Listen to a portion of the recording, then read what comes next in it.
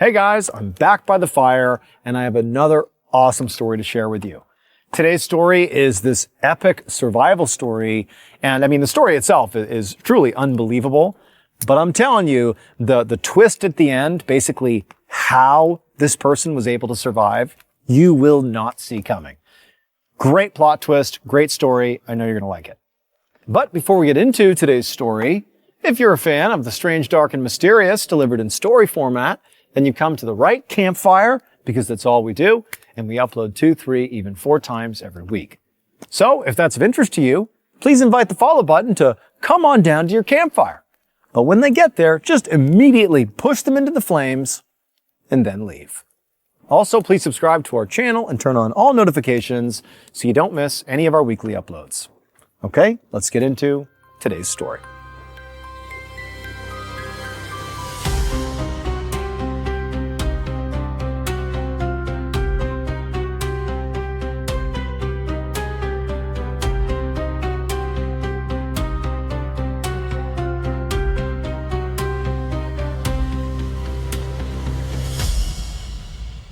Around 10 a.m. on March 18, 1944, a 26-year-old Finnish soldier named Aimo Koivunen sat around a campfire with a group of other soldiers inside of the Arctic Circle in Northern Europe.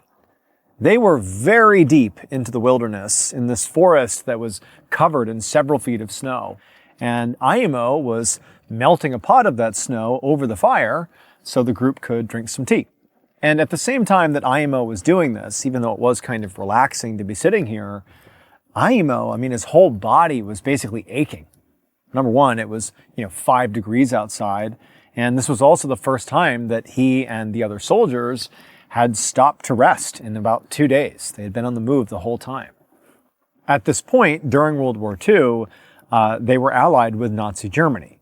Not because, they were Nazis, they were not, but because Finland and Germany shared a common enemy, the Soviet Union. Right now, Aimo and his squadron were in an area called Lapland, which used to belong to Finland. But 4 years earlier, the Soviet Union had invaded Finland and ultimately forced Finland to cede this land to the Soviets. But now, during World War II, Finland wanted to get their land back, and Germany was helping them do that. And so Aimo and his squadron were in Lapland on essentially a reconnaissance mission. They were there to try to figure out sort of what the Soviets were doing in this part of Lapland and how many Soviets were out there, again, in this particular part of Lapland.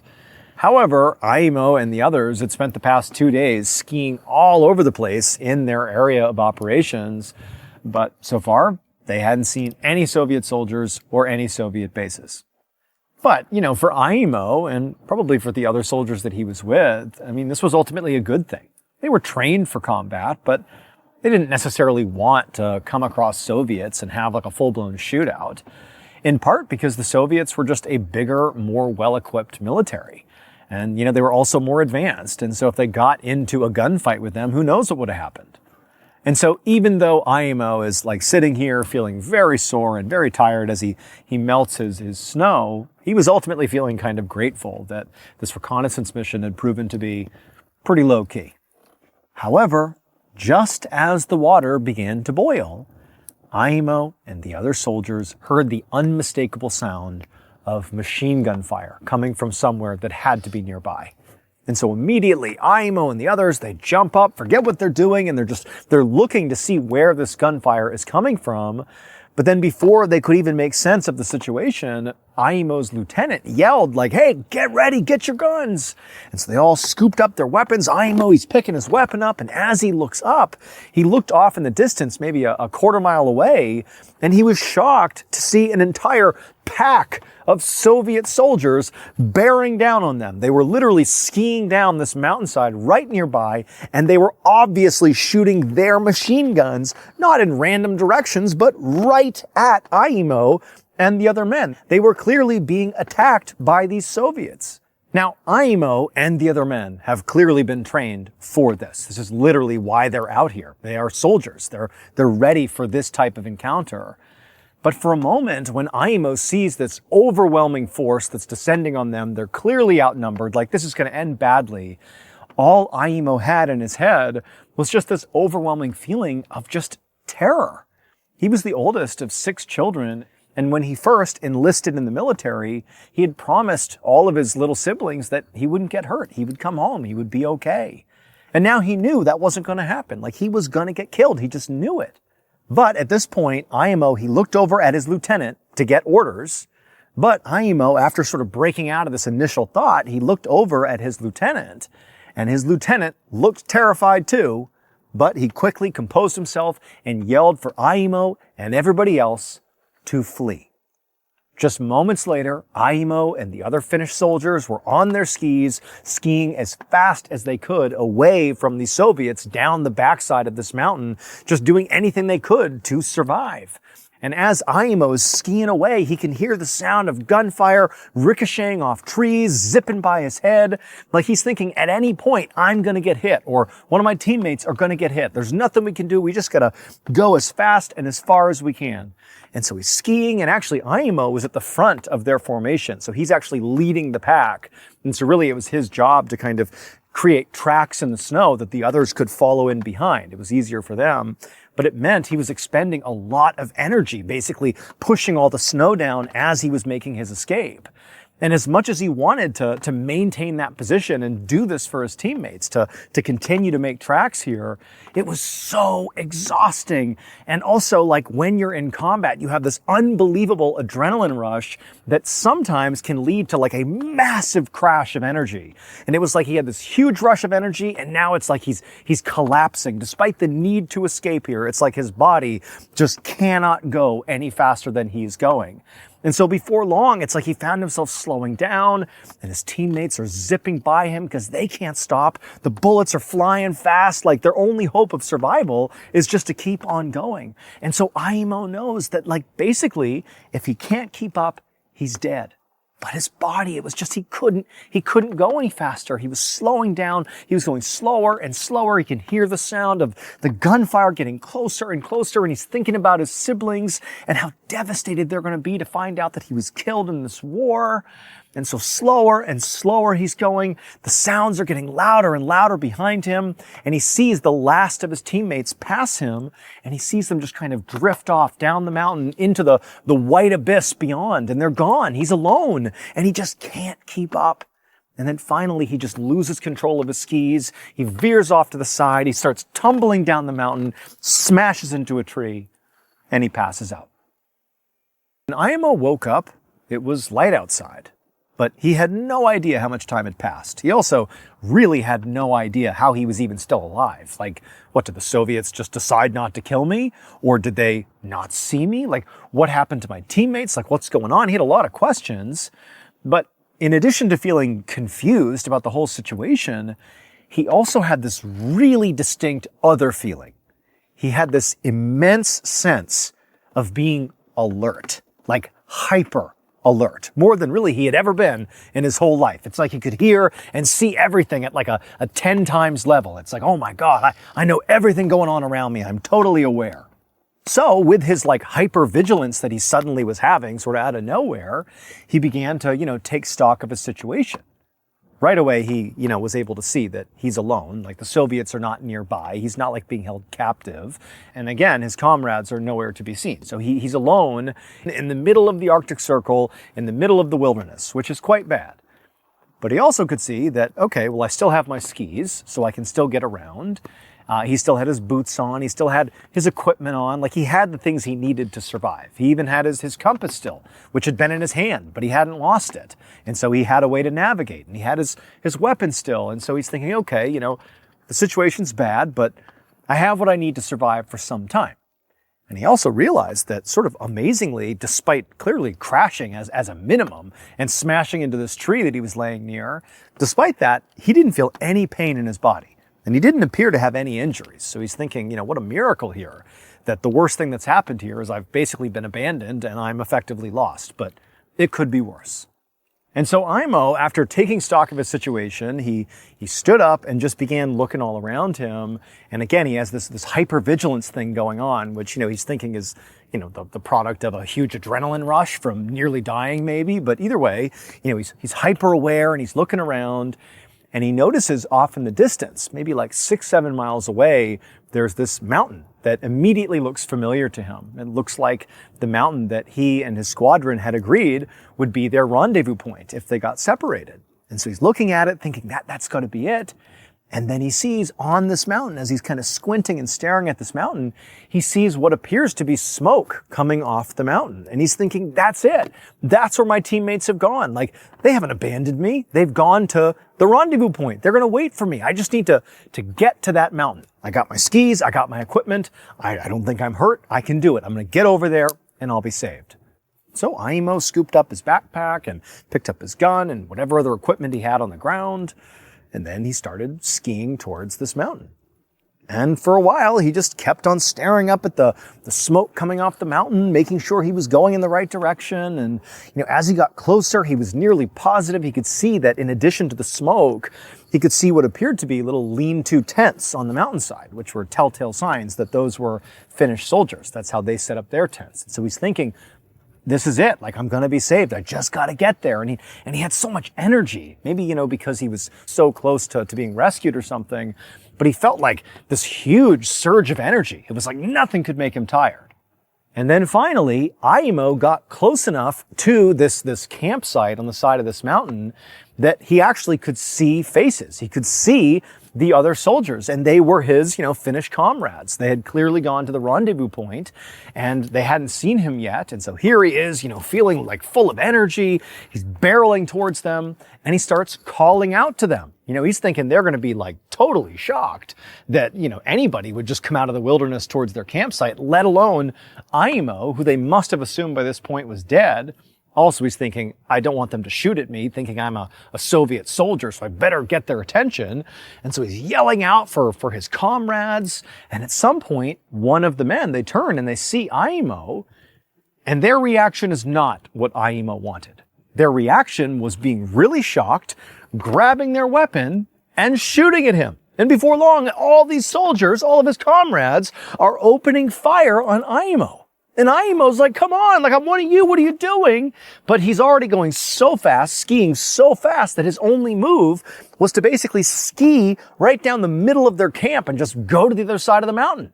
And so he literally skied through this campsite with all of his comrades shooting at him, who miraculously missed him. So he doesn't get shot somehow. The bullets are whizzing past his head. And he's thinking, oh my gosh, they think I'm a Soviet. Come on, I'm calling out to you guys. I'm not a Soviet.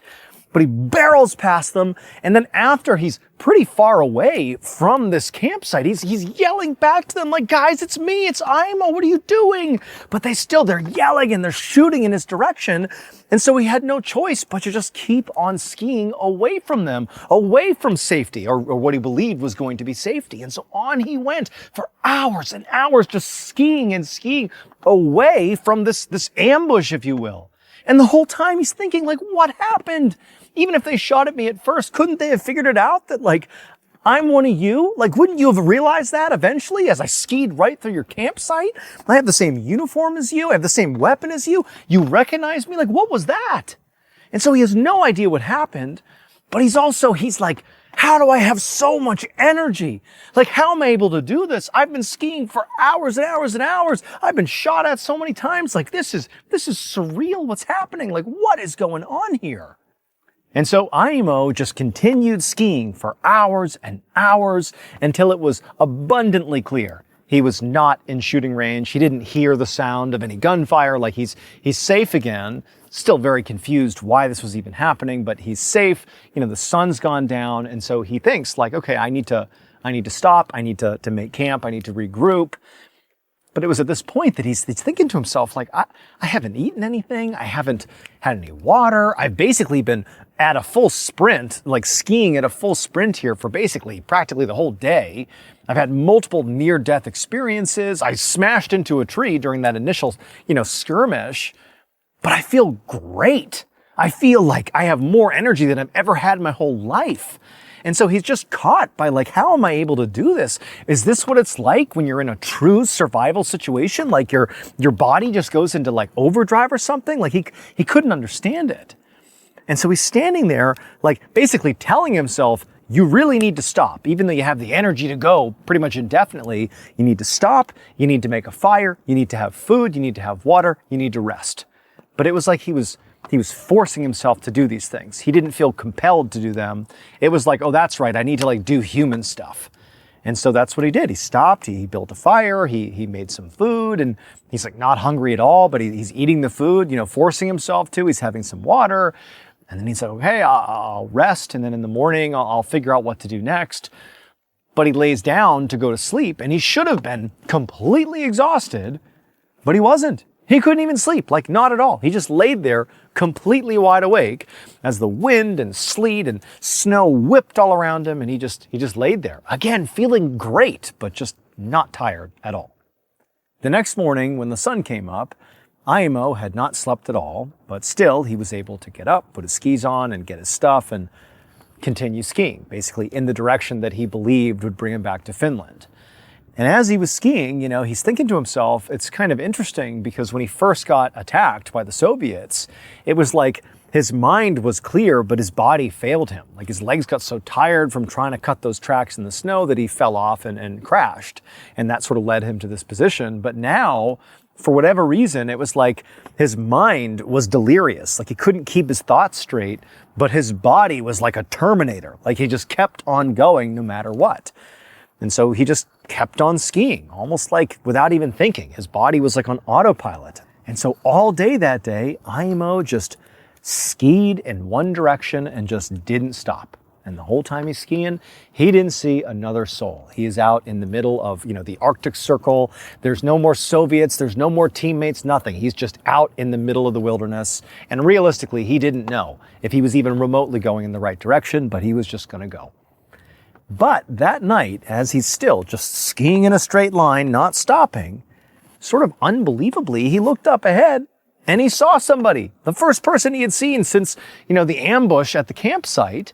And even more unbelievable is the person he saw was one of his teammates. It was this guy named Matty. He was a comrade of his. They had been together when the Soviets had first attacked. And so immediately Aimo's thinking, like, clearly Matty got separated as well, and it's just serendipity that we have wound up at the same place. And so Aimo, he skis right up to Matty, and he's waving him down. He's so relieved to see him. And Matty, when he looks over at Aimo, he doesn't shoot at him, but he sort of tells him to, like, be quiet, like, calm down. And he kind of beckons him over. And when Aimo comes up next to Matty, he has all these questions, like, what do we do? Where are we going? But Matty just tells him, like, just to be quiet, and then gestures to lay down on the ground. And so Aimo doesn't really know what's going on here, but he trusts Matty. Matty is not shooting at him. That was a good sign. And so the two of them just laid in the snow. They laid down right there. And for the first time in what felt like a very long time, Aimo was able to feel tired enough that when he closed his eyes, he did drift off to sleep almost right away. When Aimo woke back up again, he was not still lying down in the snow next to Matty.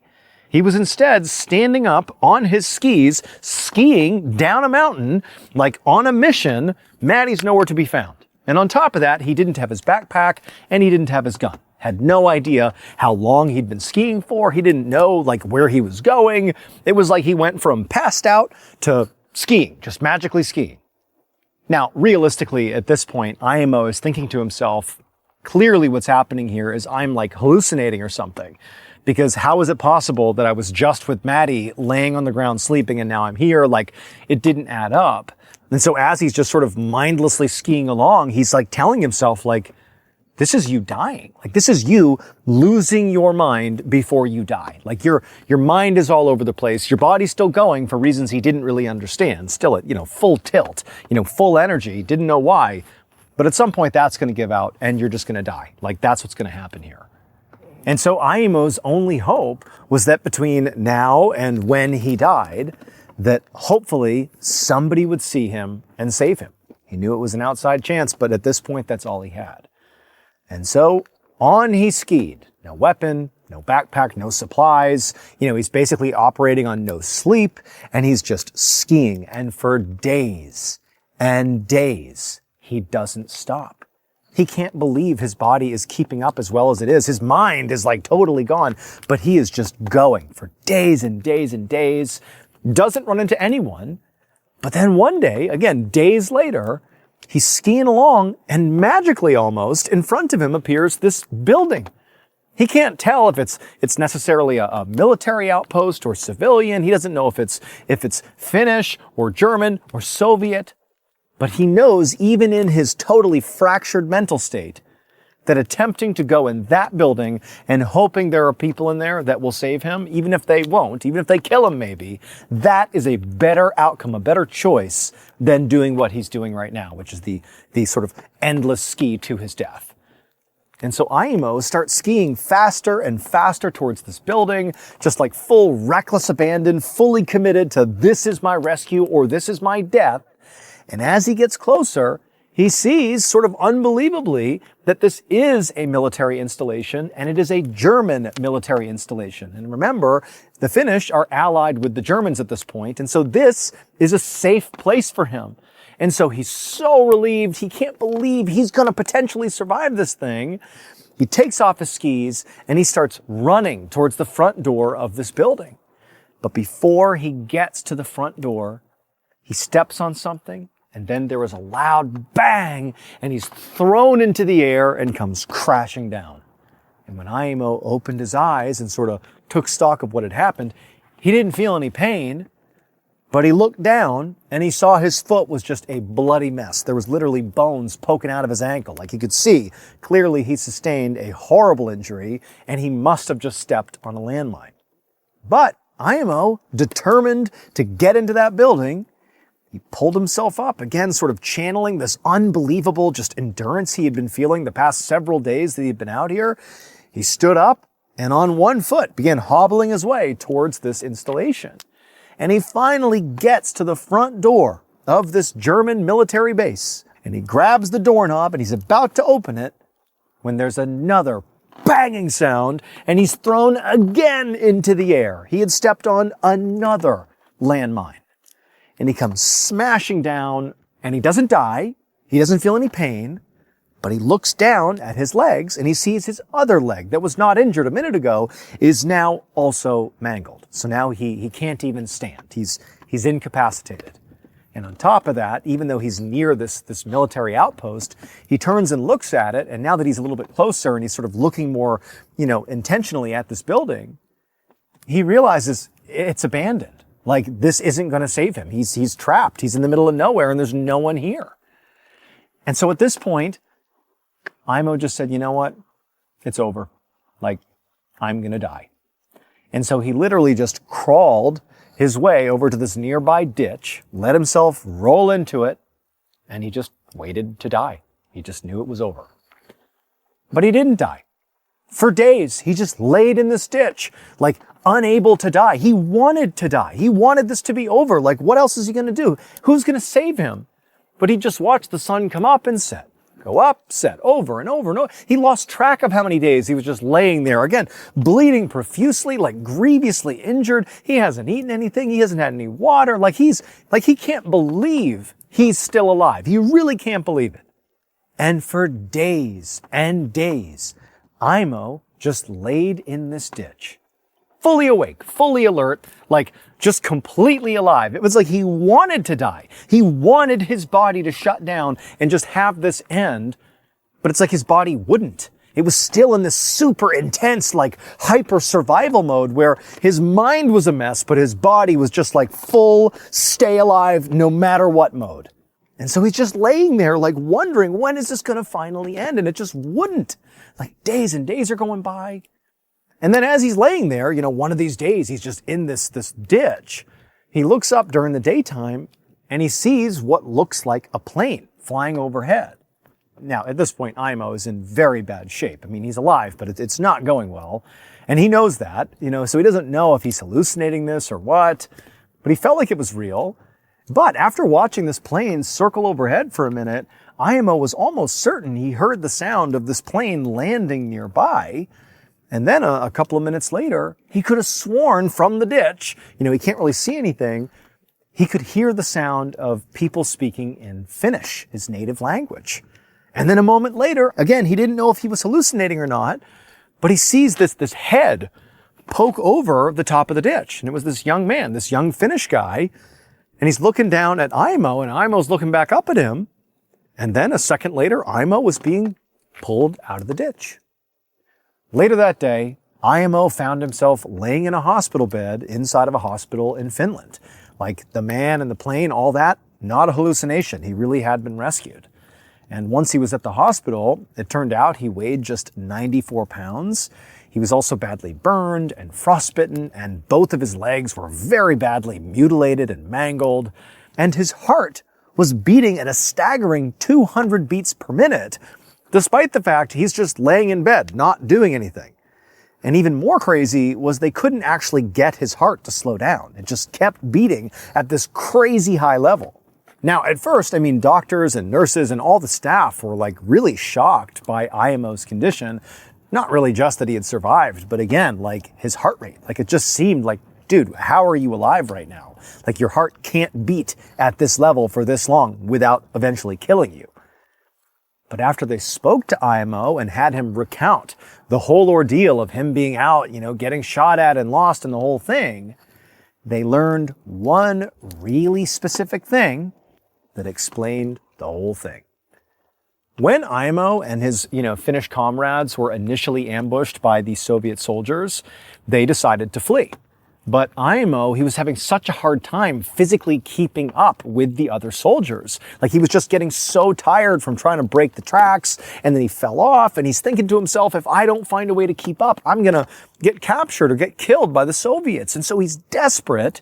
And so before he ultimately crashed down the side of the mountain from exhaustion, he tried something to try to give himself some energy, to try to make this escape. He pulled out these special military rations that he had been issued, along with everybody else in his squadron. They were all given these rations. And the reason you take these rations is to give yourself some energy. And so he takes these rations, and he's thinking, this is going to do it. This is going to give me the boost I need to get out of here and make the escape with my teammates. But the rations didn't work. And so he did sort of completely fall off. He was so tired to the point where he literally tumbled down the side of the mountain. His teammates, they skied off, and he smashes into a tree and he passes out. However, when Imo woke up, one, he was amazed he had not been captured or killed by the Soviets, but he's realizing he's all alone and like, what's going to happen to me? And then he starts to feel like, man, I just have a lot of energy. I can see and perceive things on a level that I couldn't before. Well, that's because the military rations had kicked in. And now he had like this abundance of energy. And it allowed him to basically ski indefinitely without sleeping, without having water, without food. He gets blown up twice.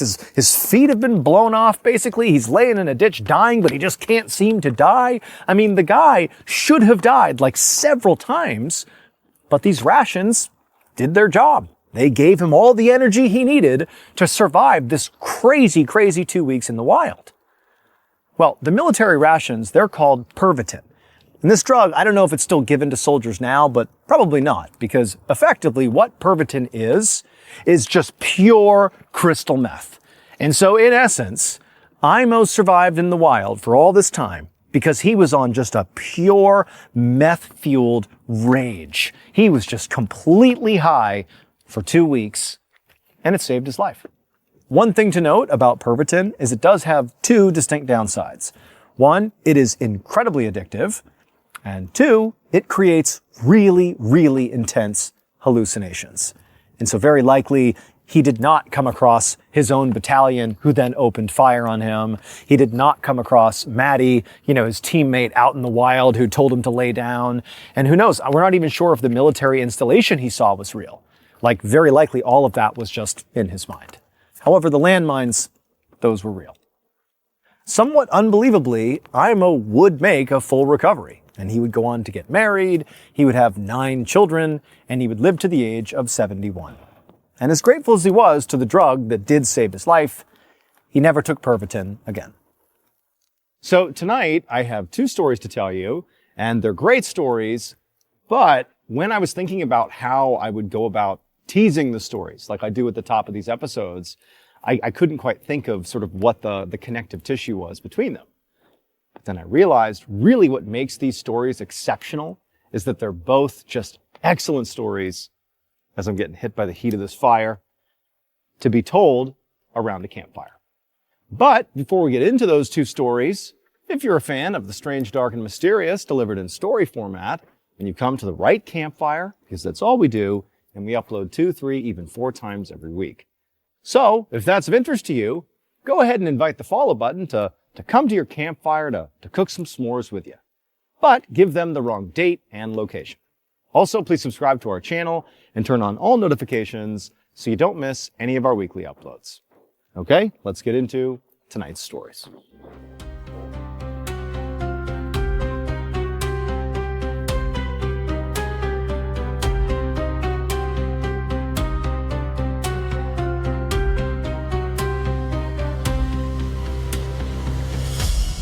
In the late 1990s, in rural New York, there were these 2 teenage girls named Rachel and Molly, and they were both very good friends.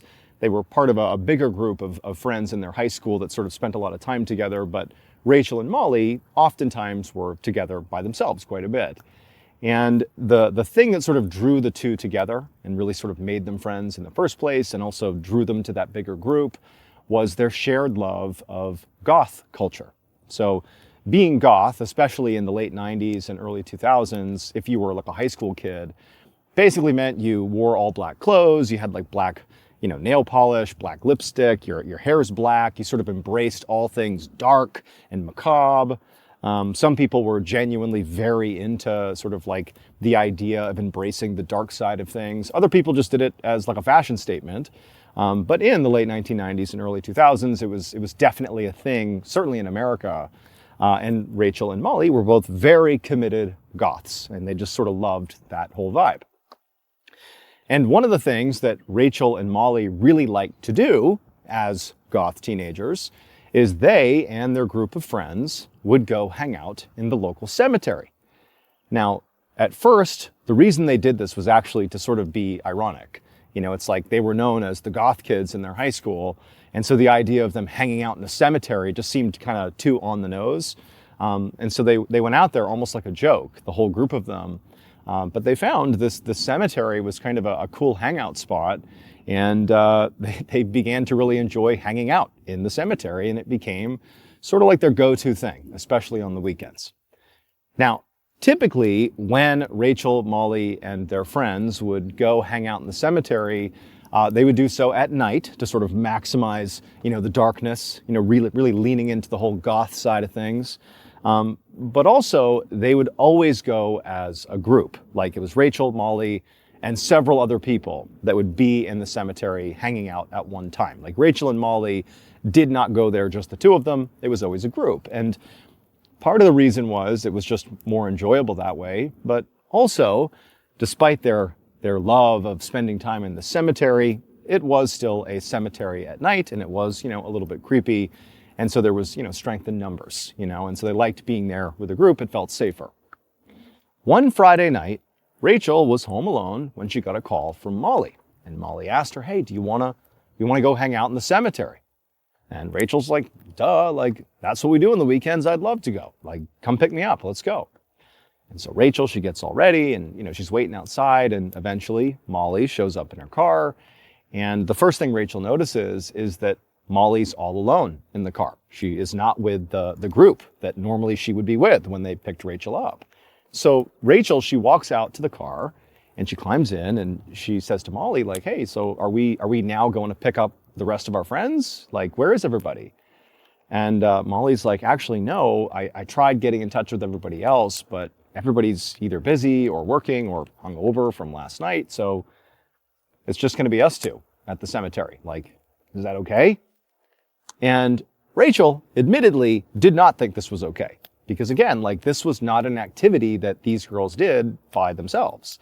Rachel was very close with Molly and vice versa. Like, that was fine. It's a little uncomfortable being in the cemetery without the big group. But, Rachel didn't want to be rude. She sort of felt like Molly had already clearly made peace with them being alone out there.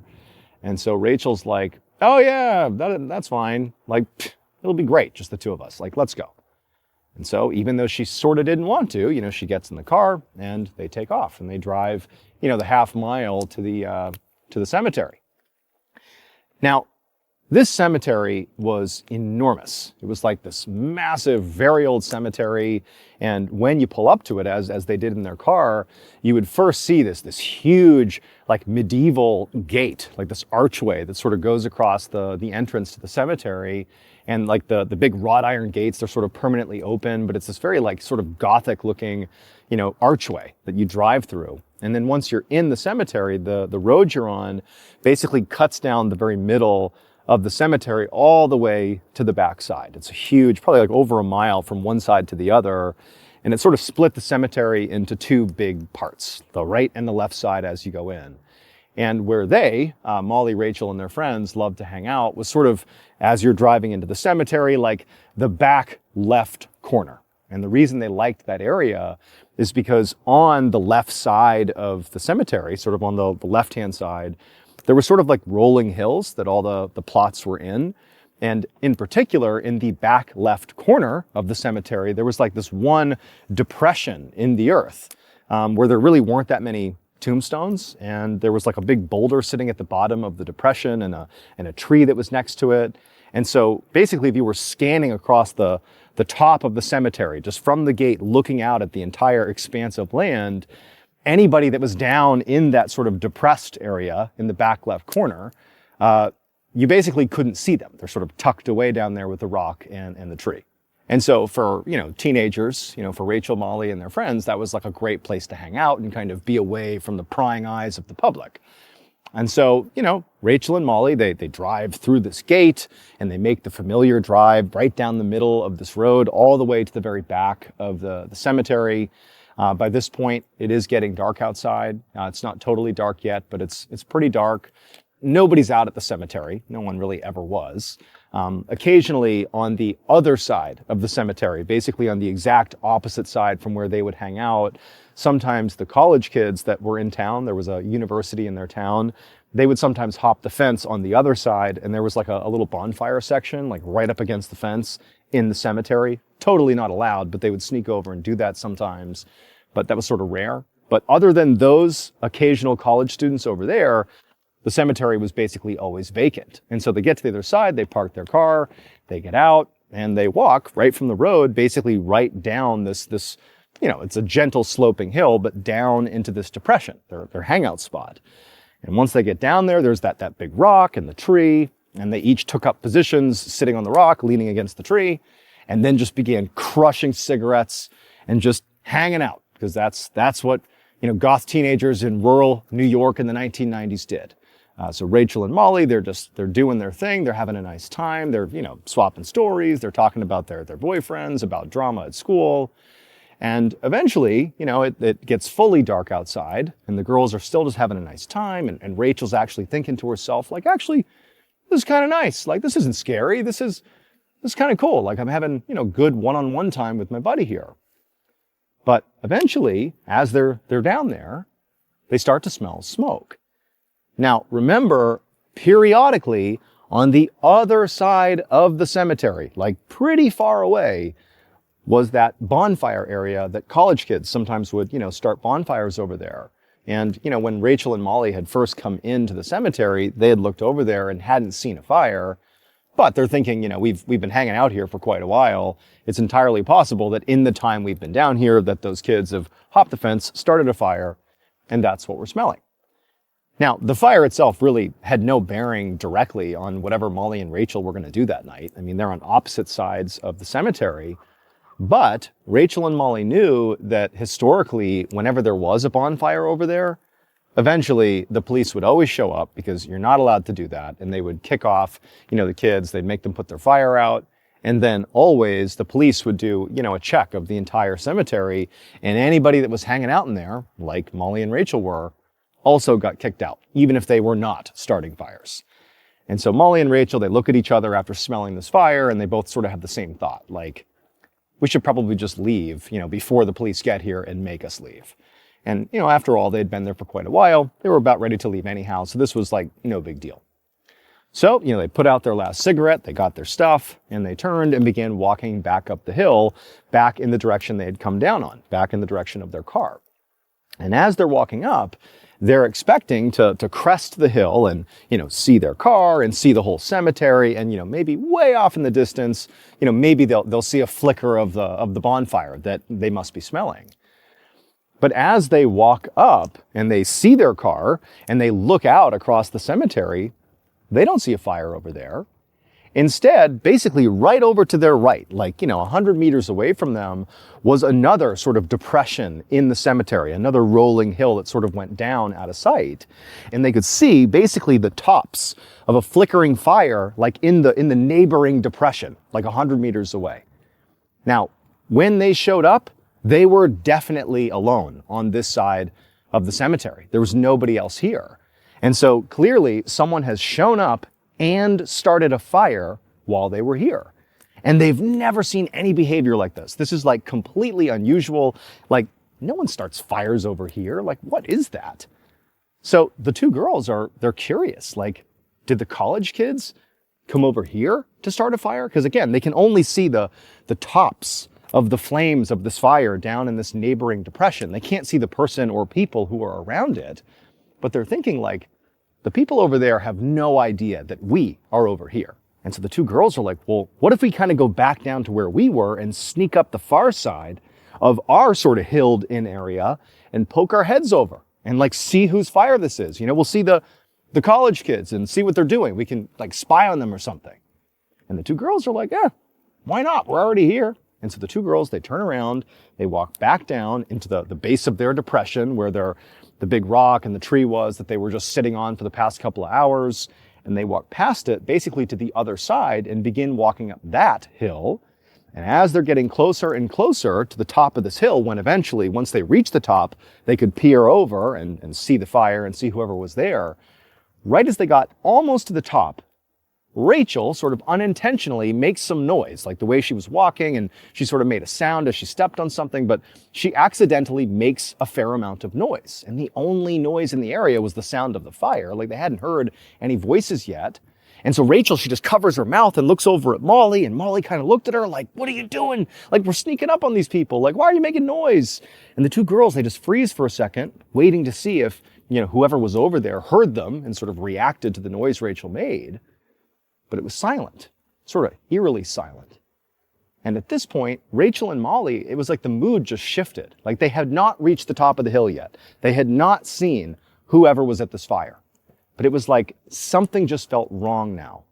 And the two girls looked at each other and they're like, maybe we should just turn around and leave. And they both were like, yeah, let's get out of here. This doesn't feel right. And so right then and there, the two girls, as quietly as they could, turned and retreated back down to the center of the depression where the rock and the tree was, and they began walking back up the original side of the hill in the direction of where their car is parked at the top. And as they're walking up, Rachel just happens to turn back around where they had just been, just to look in the direction of where they had just been. And now she sees there is clearly a man standing on the ridgeline with the fire behind him, illuminating him. And he's just standing there sort of ominously staring in the direction of Rachel and Molly. And he's just not saying a word. He's just looking in their direction. Clearly, he was the one over at the fire. He must have heard them. And Rachel, she whips around and she's like, Molly, look. And Molly looks and she's like, let's get out of here. We don't know who that guy is. We got to get out of here. And so Rachel and Molly, they begin quickly walking up the hill. And then a second later, Rachel turns back around and the man is no longer on the hill, but then she sees movement and she realizes he's running down the hill in their direction.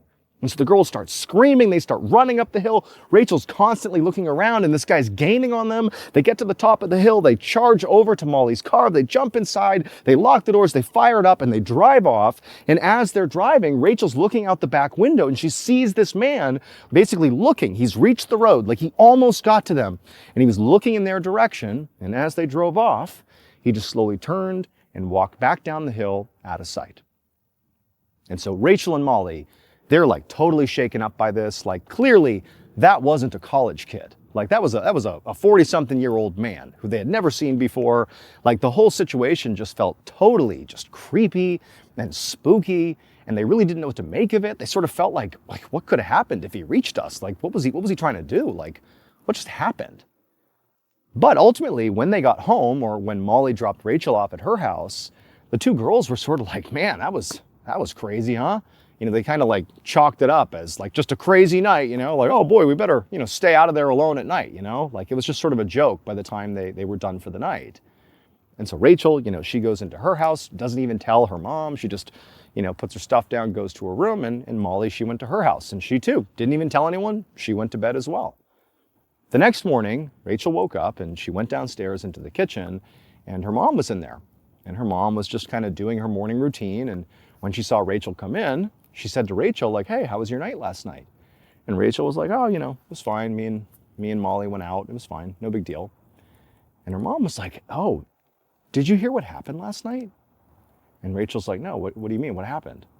And her mom was like, well, a woman in our town got kidnapped. And she got kidnapped from the very parking garage where I park. Like she worked in the same building as me. She got kidnapped. And Rachel's like, oh my God, like what happened to her? Like, did they find her? And Rachel's mom is like, no, unfortunately it was too late. When they found her, she was dead. And in fact, whoever kidnapped and then killed her brought her body last night to the local cemetery and burned her in this huge bonfire. And whoever did it still hasn't been caught. And when Rachel heard this, it was like her whole world came crashing down, because suddenly she understood what had happened the night before. That fire was no ordinary fire. That was the killer that chased them down the hill. That fire very likely contained the woman who had been killed. They were right next to this person, this killer, and this horrible thing happening. And even more creepy is like, they were there very likely when the killer arrived, set up shop, and began burning this body, you know, no more than 100 meters away from them. And what would have happened if that man who chased them, what would have happened if he caught them? And so Rachel, she pours her heart out to her mom and tells her everything that happened the night before. And her mom is like, oh my God, I can't believe this happened. You have to tell the police because they haven't caught this guy. Like, you have a description of him. Like, go talk to the police. And so sure enough, Rachel, she gets in touch with Molly and, you know, tells Molly what happened. And Molly's totally in hysterics. They can't believe what a close call this was. And they do go to the police. They tell them, you know, to the best of their ability, what they remember about this guy, which unfortunately was not much. It was like he was average height. You know, he looked to be maybe in his 40s. Like there wasn't much to their description. But fortunately, just 48 hours later, the police were able to catch this guy and he would make a full confession.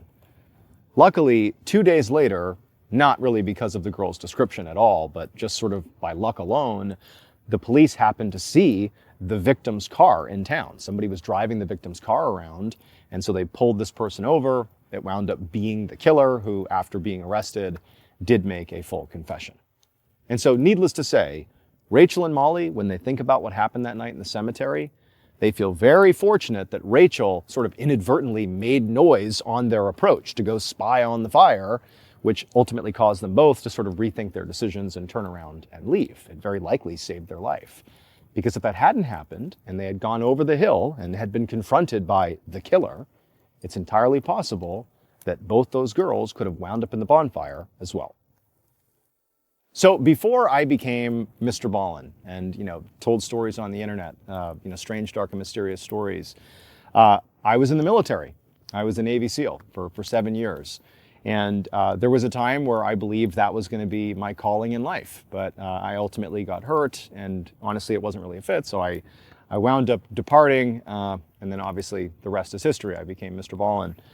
But, you know, I have lots of stories about my time when I was in the military. I have lots of really funny stories about training and scary stories, you know, about my actual service overseas. But one story that has always stood out to me was actually what it was like to deploy for the very first time to Afghanistan. And this is not really a war story, and that's why this story sort of stands out to me. So, you know, I spend years, literally almost 3 years training and becoming a Navy SEAL. And then it's like, okay, I get to my SEAL team on the East Coast in Virginia, and so SEAL Team 2 is where I was, and we start training for our deployment, and we find out it's going to be to Afghanistan, and this is back in 2013, and so going to Afghanistan likely meant combat. In that time, there was still definitely active combat operations happening, and for Navy SEALs and for any direct combat unit, you do want to go to war, not because you are like a warmonger, but because that's what you train for. And so it's like, okay, like I'm getting ready for combat. And then the day comes, and the way you deploy this is not unique to Navy SEALs, but like they don't send you out to wherever you're going in one group because it's sort of risky. What if a plane crashes and your whole platoon gets wiped out, right? So you get sent out in like little batches, like sometimes on civilian flights. Like I flew first to South America with like a couple other SEALs. We're all dressed as civilians. And then we hitched a military transit flight actually into Afghanistan. But again, like my mentality as I'm getting ready for this deployment is like, okay, like this is the thing I've trained for, like here we go, like combat. And I remember I was on this military plane. This is the last leg actually getting into Afghanistan. And when we actually flew into Afghani airspace, which is an active war zone at the time, the pilots, the military pilots, they turned the lights inside of the aircraft from the white overhead, daytime lights to red. And then they told all of us to stay away from the windows. And the reason was we're now entering, the part of this trip where we're going to land. And in theory, the plane could get shot at. You don't want to get shot at through the window. And I mean, if you think about it, if you're getting blasted by like an RPG, it's not going to matter that you're near a window or not. But it was sort of this stark reminder that it's like, okay, here we go. Like we're about to enter a war zone. And then the way these planes would land is they needed to basically cut down the amount of time they were within small arms range. So the lower you get, the more, sort of exposed the plane is. And so the way they'd land is they would take these really steep descents and basically fly straight down and then land really abruptly. It was sort of gnarly. And so we're coming in for this crazy landing. The red lights are on. Everyone's tucked away from the windows. And I'm like, okay, we're getting ready for Afghanistan. And we touch down. And it's a successful landing, and now we're in this pretty well fortified base. Shank is what it was called. And I remember the back of the plane opened up after we sort of had stopped taxiing. We came to a stop, and the back of the plane opened up. And remember, my mentality is okay, we're going to war, right? And I grabbed my pack. The rest of my stuff had been packed on pallets and sent weeks prior. So all I have is a backpack. And me and a buddy of mine, another guy on my team, we walk out the runway, and we basically see Afghanistan really for the first time, because I really had the windows on the airplane, by the way, were like these little portholes. You really never got a good look, not to mention we had to avoid the windows. So this is my first view of Afghanistan. And I remember just looking around, and it was just unbelievably beautiful. Afghanistan is shockingly beautiful. It's in every direction, 360 degrees, these just enormous, massive snow-covered mountains and just beautiful fields. It's untouched land, and we're in the middle of this jagged scar across the earth, which is this NATO base where war is sort of launched out of. But it's you're looking around at just this unbelievably beautiful place. And it was in such contrast to what I believed I was coming here for, or what I was there for, to fight in a war. And it just didn't compute. This is too beautiful a place to be having a war fought. But I mean, very quickly after sort of seeing this environment and being oh my gosh, we were quickly ushered over to this holding area, and we had to grab our stuff. And then before long, we had jumped into these very up-armored military vehicles called RGs, which are 50,000 ton anti-IED vehicles. Basically, if it detonates underneath you, in theory, you'll survive. And out we go, from the base we were on out to this very forward operating base that was sort of out in the sticks. And it was sort of a vulnerable spot. And it was where we were going to be operating from for the next 6 months. Our mission was pretty vulnerable. We were out sort of actually actively fighting the war. But that first night, we get to our actual base, this very stripped down, very vulnerable spot out in the middle of nowhere. And when we got there, there were, the previous team was still there. They were wrapping up their deployment. And there were interpreters who are a central part of the warfighting effort, from our side. And a lot of these interpreters who are pretty young, like in their 20s, like they've been out there working with various units that have come through those bases for years. And because they're working with NATO, they don't have a place outside of the base. Like they're targeted by the Taliban and other sort of militant groups because, they're working for NATO. They're traitors, And so the great promise for these interpreters is that by working with NATO, eventually they'll be given the opportunity to leave Afghanistan and come to the United States. And for some people that's true, not true for everybody. But these interpreters are like hard as nails. They've been in so many gunfights. Like these people have seen some crazy stuff. And my role was to work with these interpreters. I was going to be someone that worked with our partner force. And so I get to this little outstation. It's late at night and it's sort of overwhelming, this whole thing. The team that was already there, SEAL Team 8, they were so cowboy by this point. They'd been in combat now for the last 6 months. They're all just jacked and huge beards. They could care less about anything. And I'm super green. And I went and I met with one of our interpreters to sort of give me a lay of the land of what to expect over the next couple of days. And so we talked about some operations we'd likely do and sort of, got to know each other a little bit. But at some point, one of these interpreters, the guy I was talking to, who maybe was 25, 26, and I was in my 20s too, he said to me, he goes, bro, and they all talk in Western slang. Their English is rugged, American military slang because they're around 18-year-old Marines 24/7. He's like, bro, have you heard the story of what was in the cave in Kandahar? Now, we were in a different part of Afghanistan, but he was referencing Kandahar, Afghanistan. And what I would come to find out is there was this story about a giant, a creature, some huge creature that lived in a cave out in the mountains of Kandahar. And Afghanistan, again, is this huge, just mountains everywhere. And there are all these cave systems up in these mountains, some of which are untouched by humanity. And this terp was like, bro, I'm telling you, it's real. There was a giant up in the caves in Kandahar. Have you heard about this? I want to know more. The interpreter did. And so, we didn't really talk much more than that, but it was planted in my mind that there was this real belief by this interpreter that there was some truth to this, what sounded like sort of a folklore, this crazy story about a giant in a cave. And so it stuck with me. It stuck with me that I'd heard that story. Fast forward, years later, I'm out of the military and I've become MrBallen. I've begun telling strange, dark, and mysterious stories on the internet. And I was thinking about what stories I wanted to tell. This was in the very early days of having the channel. And I suddenly remembered the Kandahar giant. And I was like, man, I want to look into that and see if there's any truth to what my interpreter was getting at. And sure enough, I found this treasure trove of testimony from this special operations group, the Green Berets, that apparently did. This one particular group of Green Berets that apparently came in touch with something otherworldly up in the caves of Kandahar. And in particular, there was one soldier who just went by Mr. K because he was worried about his name getting out there, who gave just shocking testimony about what they saw. And so I felt like I needed to do this story justice. I wanted to sort of compile the notes and put together a story that, sort of picked up where my interpreter had began.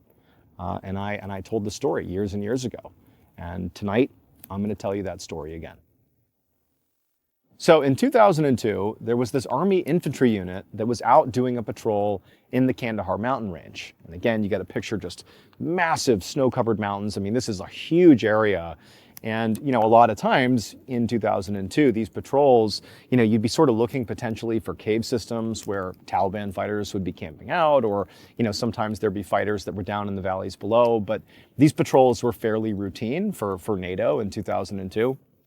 And so this unit, they're out on patrol, and generally the way it works, really independent of what branch of the military you're in the US military, when you're out on patrol, you basically update some level of higher command as you're doing the operation. And also, by the way, virtually no operations, no matter how routine or mundane, like no operations aren't planned out. Like everything is planned. Like what time you get there, how long you're going to be there, what you're trying to do, when you're going to leave, what platform you're going to use to leave. Like everything is really coordinated. And so this unit, they went out, for the, umpteenth time to do this patrol. And at some point in the middle of this patrol, the higher command lost contact with them. And the reason this immediately stood out as problematic is, it wasn't totally unusual for a group to lose comms. I mean, you're trying to communicate across huge mountain ranges, using, these radios that are really a lot of times not that great. And so losing comms is not that unusual. But generally speaking, like a lot of times if you lose comms, you get it back pretty quickly. And so there had been a pretty long period of time where no one could get in touch with this unit. And then on top of that, as higher command was beginning to figure out like what we should do here, should we send out a quick reaction force to go find them? Should we send, air assets overhead to go try to look for them that way?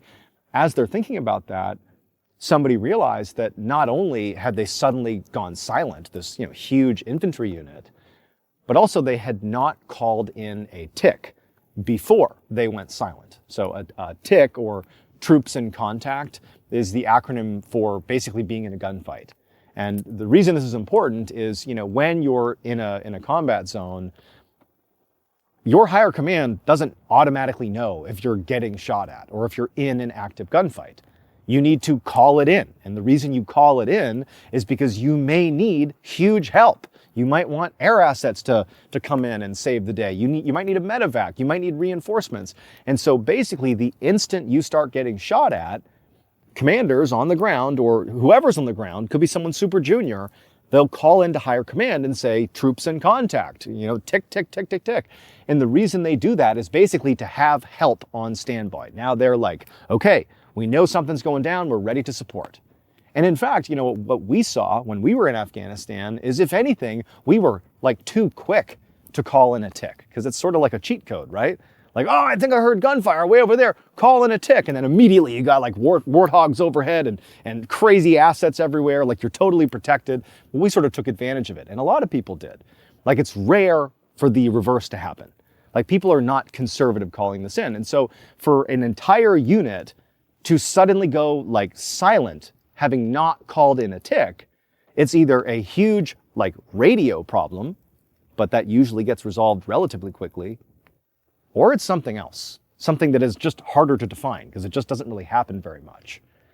And so after a certain amount of time had passed, when still no one could get in touch with this unit, ultimately the Army decided this was, a big enough deal. There was enough people in that unit that were now unaccounted for, that they decided to send in an elite military unit to try to find them. And so they tapped this Green Beret unit. So the Army's top special forces team, the Green Berets, they grabbed a group of those guys and said, you go out into the mountains of Kandahar to their last known location and figure out what happened to them.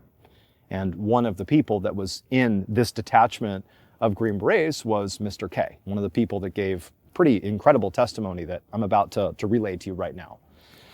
So Mr. K and the rest of his small group of Green Berets, they hop on helicopters and they fly out to this section of Kandahar where, this infantry unit was last. And they touch down, and you got to understand that this is like rural as rural can be.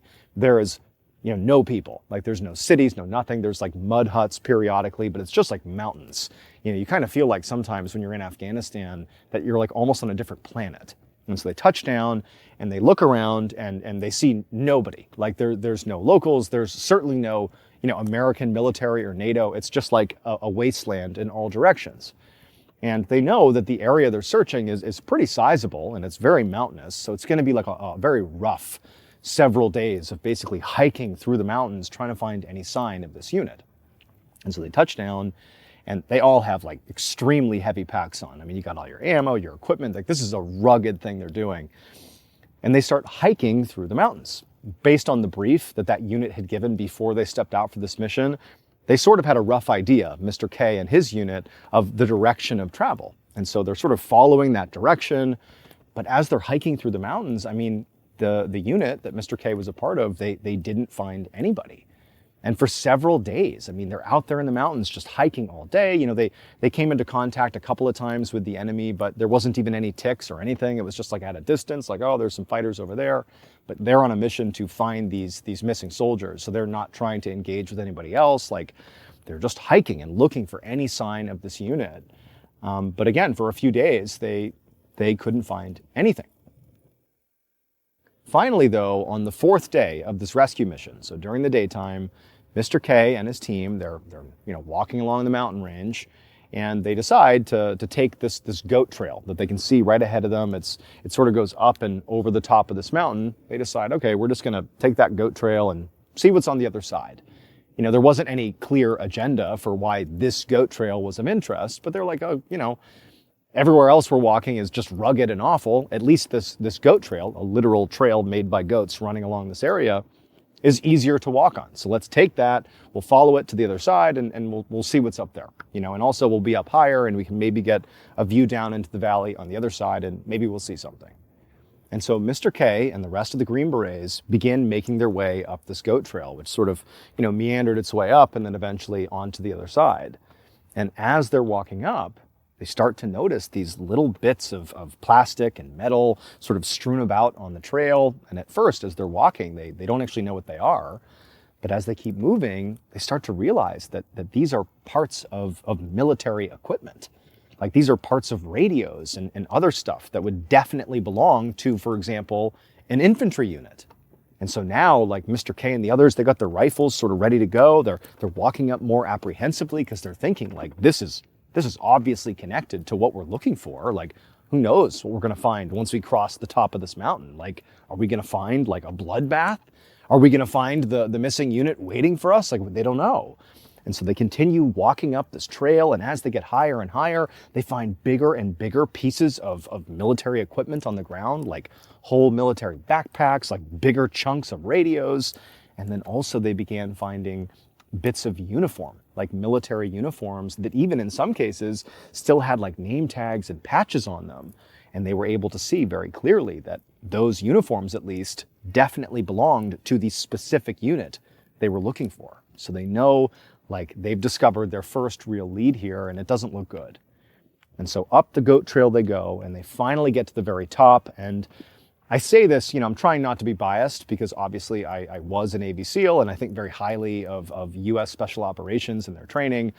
But, you know, Green Berets and Navy SEALs, they're very different and definitely do different jobs. But in many ways, they are peers, certainly in terms of like the rigor of training.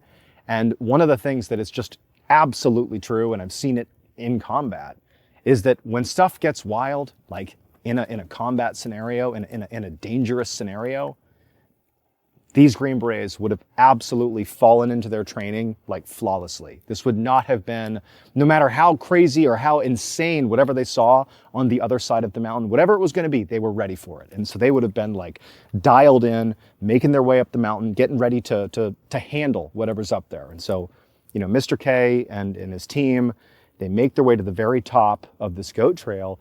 And when they crested the top, what they saw was like this plateau. So it wasn't like a peak. It was like this flat section of the mountain.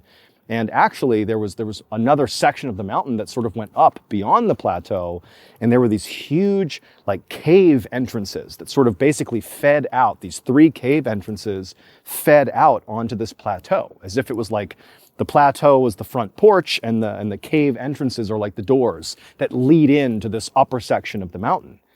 And on this plateau, scattered all over the place, is not just, you know, more pieces of military equipment, but also pretty obviously human bones, or what appeared to be human bones, like scattered about. And there was, you know, no living people up here. The missing unit was definitely not up here. But it looked like if they were up here, I mean, something horrible happened to them. And so once they reached the plateau, again, you got a picture like this elite military unit, they would have immediately taken up positions all around this plateau because they know these cave entrances have to be explored. You have to see who's inside of there. Like, is the missing unit in there? Are the remaining survivors taking shelter in there? Are there combatants in there? And so Mr. K and his unit, they sort of detailed taking up positions, you know, getting ready to engage if they had to. And then once they were in position, Mr. K and the guy he was next to, his shooting buddy, if you will, were tapped to go up to the entrance of one of these caves and just look inside. And so silently they got up and they walked across this plateau while the rest of the team is sort of looking outward and also looking in. So there's 360-degree security. So Mr. K, he walks up along with his shooting buddy, and he said he looked into this entrance, this huge, massive entrance, like could easily just walk into this opening, but it's totally dark inside. And so he goes into the cave, and once he gets in there, like it's very dark, and he's sort of trying to look inside to see if he can see anything. And it does go back a little ways, but, he barely takes a couple of steps into the cave when he realizes, like, there's like this sheer cliff within the cave. Like, you basically walk in and then it shoots straight down. And, Mr. K, he caught himself and he looked down to see if he could see what was down sort of in this pit within the cave, but it was just too dark. He couldn't see anything. And then, like, as he's standing back up again, getting ready to sort of assess what he should do next, he sees like a flash of movement in the far backside of the cave, basically beyond this crevasse that he can't cross. And so Mr. K instinctively raises his gun like he's ready to engage whatever this is. But before he can, this enormous spear, like a massive javelin, comes soaring out of the cave and impales the shooting buddy. His name was Dan, the other Green Beret that was next to Mr. K, who went up to explore the cave. The spear impales him, sends him flying back, and this is in plain view of all the other Green Berets. They all see this happen, and then like in the space of a few seconds, this massive, just enormous human creature, this like 12-foot tall thing, comes bounding out of the cave, clears the crevasse, and charges out onto the plateau. And it sort of looked like a huge person, but again, it's like 12 feet tall. It's got 6 fingers on each hand, 6 toes on each foot. It's wearing various animal skins, got this huge red hair, red beard, and it runs out to, presumably attack the Green Berets.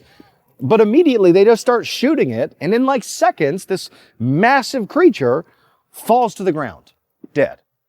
And so at this point, like after the creature is down, nobody knows what to make of this, but again, it's like they fall back into their training. They immediately, once they know the threat is down and there's nobody else coming out of the cave, they run over to Dan to provide, life-saving care. But Dan's dead. He was killed by this javelin. And so now the team, they poked their head into the cave to make sure there wasn't anybody else, but as far as they knew, there wasn't. And for sure, this giant was dead. And so, like, they hadn't found the missing military unit, but now they have a casualty and like they have this horrible thing that's happened. And so one of the team leads for this Green Beret team, they end up calling higher command and they say, hey, you got to come get us. Like, we can't even tell you what just happened, but we have a man down, killed in action, and we have this combatant, this creature, we don't even know what to call it, but you got to get out here and you got to take this thing too. We don't even know what it is. And so not long after, 2 helos showed up, and one of them was to transport the Green Berets and to transport Dan back to the base. And then the other helo had this huge net that they basically wrapped around this dead, huge giant, and they strapped it up to the underside of the helo, and then they flew off with this giant.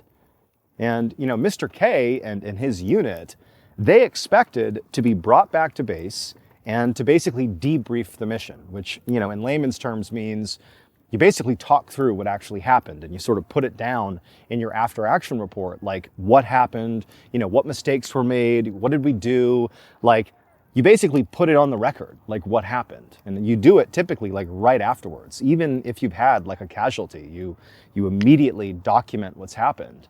And so they go back to base expecting not only to tell their story about seeing this giant, if you will, but to maybe get some clarification about what the heck just happened. Like, they wanted some more information, but when they got back to base and they did their after action report, which they sort of did on their own, nobody came to talk to them. The unit was sort of pushed off to the side and told to just, write down what you saw and just leave it at that. After they wrote it all down, and they included, the truth, everybody on the team saw what they saw, they were told by higher command that they actually could not publish those details in their after-action report, and they had to change it. Like, we can't say you fought a giant in a cave. We can't say that. Like, there's no way that's true. You can't say it.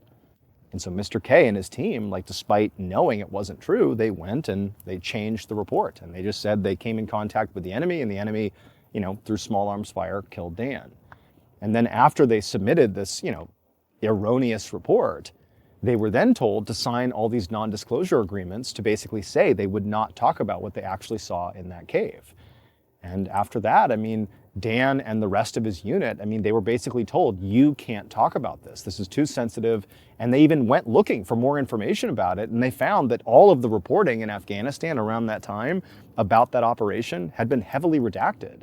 Mr. K never even found out what happened to the missing unit that they had gone out looking for. Like, it was just this big mystery. But fast forward 14 years to 2016, and Mr. K just felt like he didn't want to keep this a secret anymore. And he spoke to some other members of his team that were there, and they too were just like really shaken up by what happened and just felt like it was wrong that nobody knew. And so that's what ultimately prompted Mr. K to go public with his story. And also when he went public, what he also discovered is that other people sort of in the military hierarchy also had some level of exposure to this giant. What Mr. K would discover is that after the giant had been hoisted in that net by that helo and flown off somewhere, apparently it had been brought to an airfield in Afghanistan, another NATO base, and pilots that were going to be transporting this to another base remember seeing this 12 to 15 foot tall giant looking person with 6 fingers on each hand and 6 toes on each foot in this net. They remember seeing it and actually describing it in their after action report. And they would say they were told not to include those details. And those details were redacted and made top secret. And so basically Mr. K, after coming forward, quickly learned through the grapevine that basically everybody affiliated with the giant was told not to talk about it. And the government basically shut it down, redacted it, and made it top secret. Now, I don't really know what to make of this story. There's a part of me that does want to believe that, the testimony of Mr. K is totally legitimate. But there's also a part of me that knows that, this could all just be made up. But a lot of people claim to have seen this thing.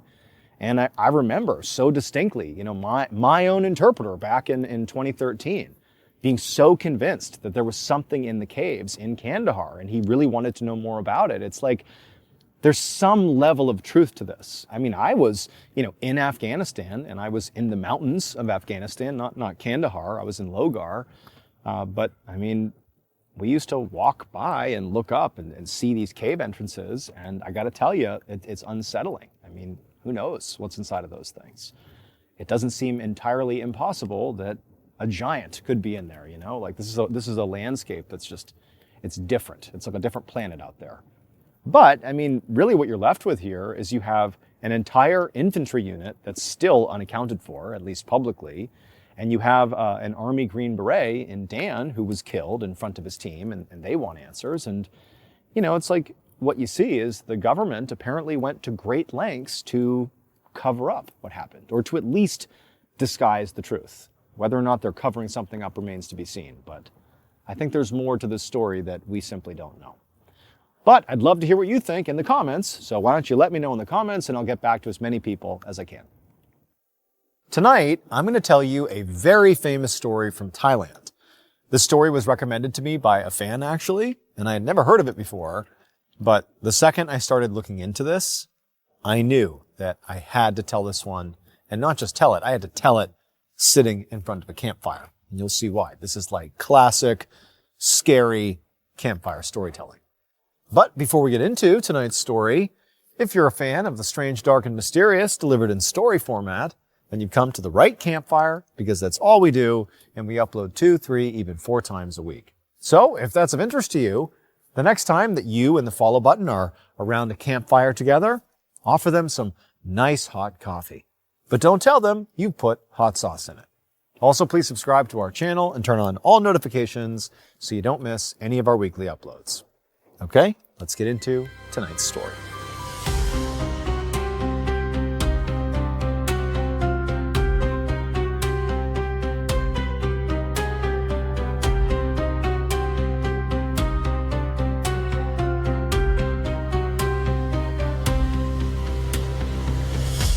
One morning in the early 1850s, a young man named Mok rowed a small boat through a canal in Prakanong, Thailand, which is a very rural community southeast of Bangkok. And Mok was rowing as fast as he possibly could.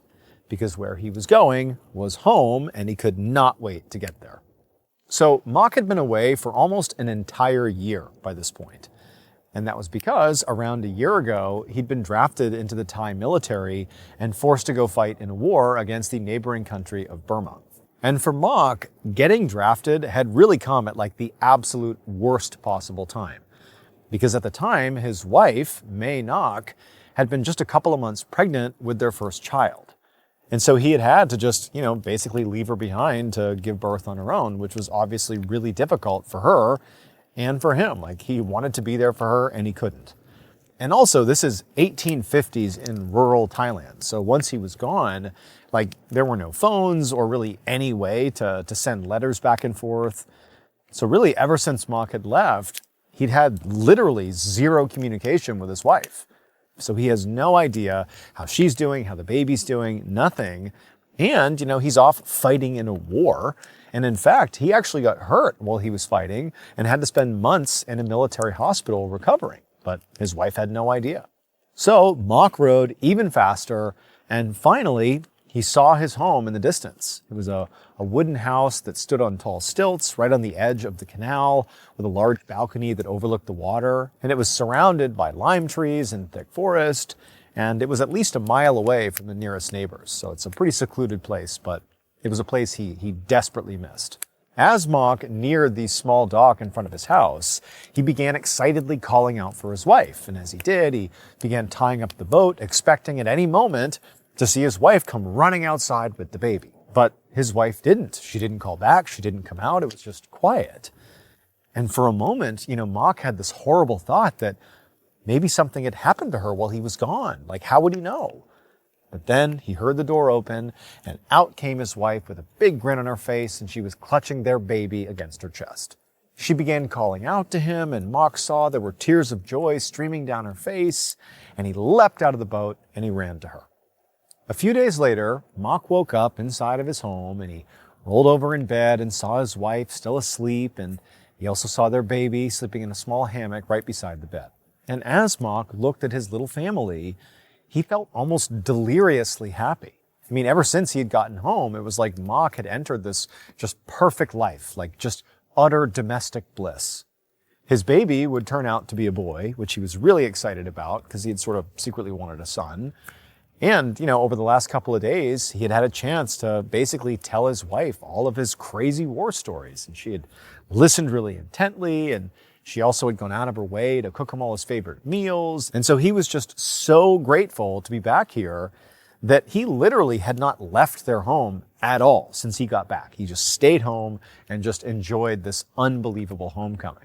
But on this particular morning, Mock knew he would have to leave because he had to go to the market because their kitchen was basically empty, so they needed food.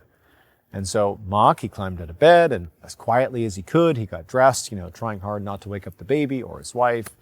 And then when he was ready to actually leave, he walked over to his wife, and he gently leaned down and just told her that, like, hey, I'm going to leave now, I'll be back soon. Now, Mock didn't really expect much of a reaction from his wife. He figured she would just sort of say, okay, see you soon, but no. As soon as she heard he was leaving, it's like her eyes opened wide and she almost looked panicked. And she sat up in bed and she grabbed Mock's arm and she actually shouted, no!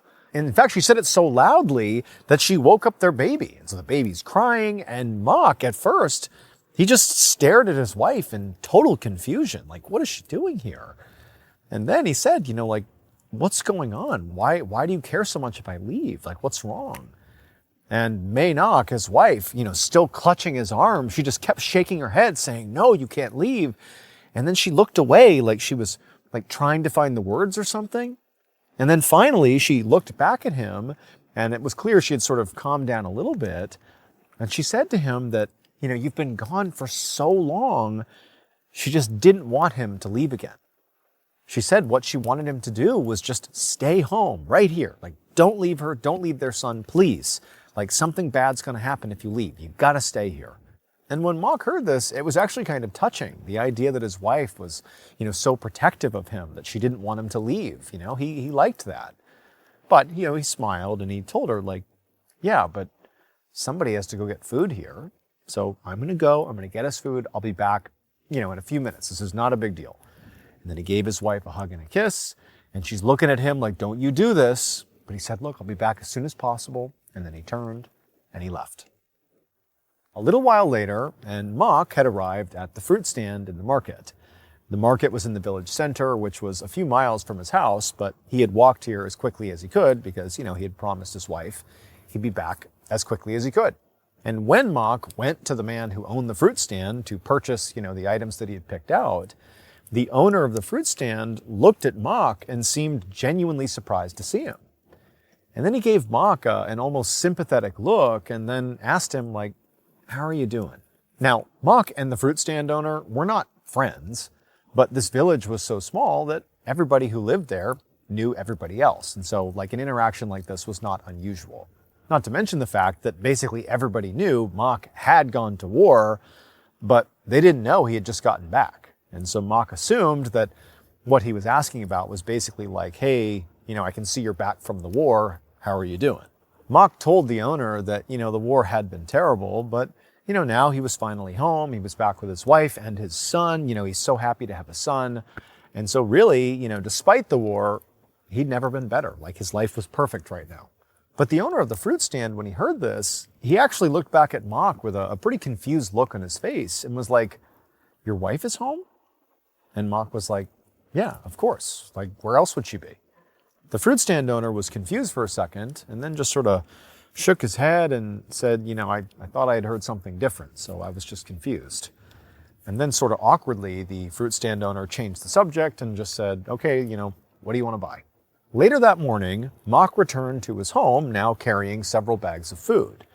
And as he approached his home from a distance, he saw his wife out on the balcony feeding their baby. But from the looks of it, his wife was just sort of staring off into space. Mock called out to her, and it kind of snapped her back to reality, and she turned to him, and she broke into this huge smile. And then she got up, and she walked off the balcony into the house, and then when Mock got inside, she found her waiting for him in the kitchen. And for the most part, she looked really happy and relieved to see him back. It was like, phew, thank goodness nothing happened to you while you were away for 20 minutes. Her panic was gone. She was happy to have him back. And Mock was happy to see her, but at the same time, he also couldn't stop thinking about that strange interaction he had had with the fruit stand owner, how he had been like, oh, your wife's home? It was a question as if he knew something that he wasn't saying. And, Mock was just thinking about it. And so as he put the food away, he told his wife, what the guy had said and how odd it was. And Mock's wife, when she heard this, she got really angry. And she told Mock that this was exactly why she had worried about him leaving the house in the first place. She said that ever since he had left to go to war, people in their village had been talking about her nonstop, spreading all kinds of horrible rumors. And so Mock asked her, what kind of rumors? What are you talking about? But his wife did not elaborate. She just angrily shook her head and then stormed back out onto the balcony. A couple of days later, Mock was out in the forest that surrounded his home, chopping down trees for firewood. He and his wife had not talked any more about the situation with the owner of the fruit stand and, the rumors that people in the town were supposedly spreading about her. Mock was ultimately just sort of puzzled by his wife's behavior. Before he had left for the war, she had always been very logical and independent. And so the fact that she suddenly seemed to care so much about what other people were saying about her and the way she never wanted Mock to leave her sight was just odd. The only reasonable explanation Mock could come up with was that, for the last year, his wife had spent a lot of time all alone with a brand new baby and with lots of fear that her husband was never going to come home. That would take a toll on you. And so his hope was that, now that he was home, that she would just, get better. So he was trying his best to just go about his life like normal. But, just that morning when he had told his wife he was going to go out and get some firewood, she had started sobbing and begging him not to go. And it had taken him a full half an hour to calm her down and convince her to let him go because they needed the firewood. And so Mock really didn't know what to make of this. He just hoped that, in time, this would get better. And so Mock just went about his morning, chopping down trees to get some firewood. And at some point, as he was literally chopping down a tree, he heard footsteps coming from behind him. And when he turned around, he sort of half expected to see his wife, but he didn't. He was sort of surprised to see it was this elderly man in a long robe walking directly towards him. Like, clearly, this guy is coming to talk to him. Now, for a second, Mock actually didn't know who this guy was, but then he realized, based on what he was wearing, that he was a monk. And then as he got closer, he could see that it actually is someone who lived and worked at a Buddhist temple in their village. And so this was not a total stranger. In fact, this monk was more like a community leader of sorts. And so as Mock is sort of putting this together, he figured that the reason this guy was coming over was just to, welcome him home from the war. And so Mock lowered his axe and smiled and waved. But the monk didn't smile back.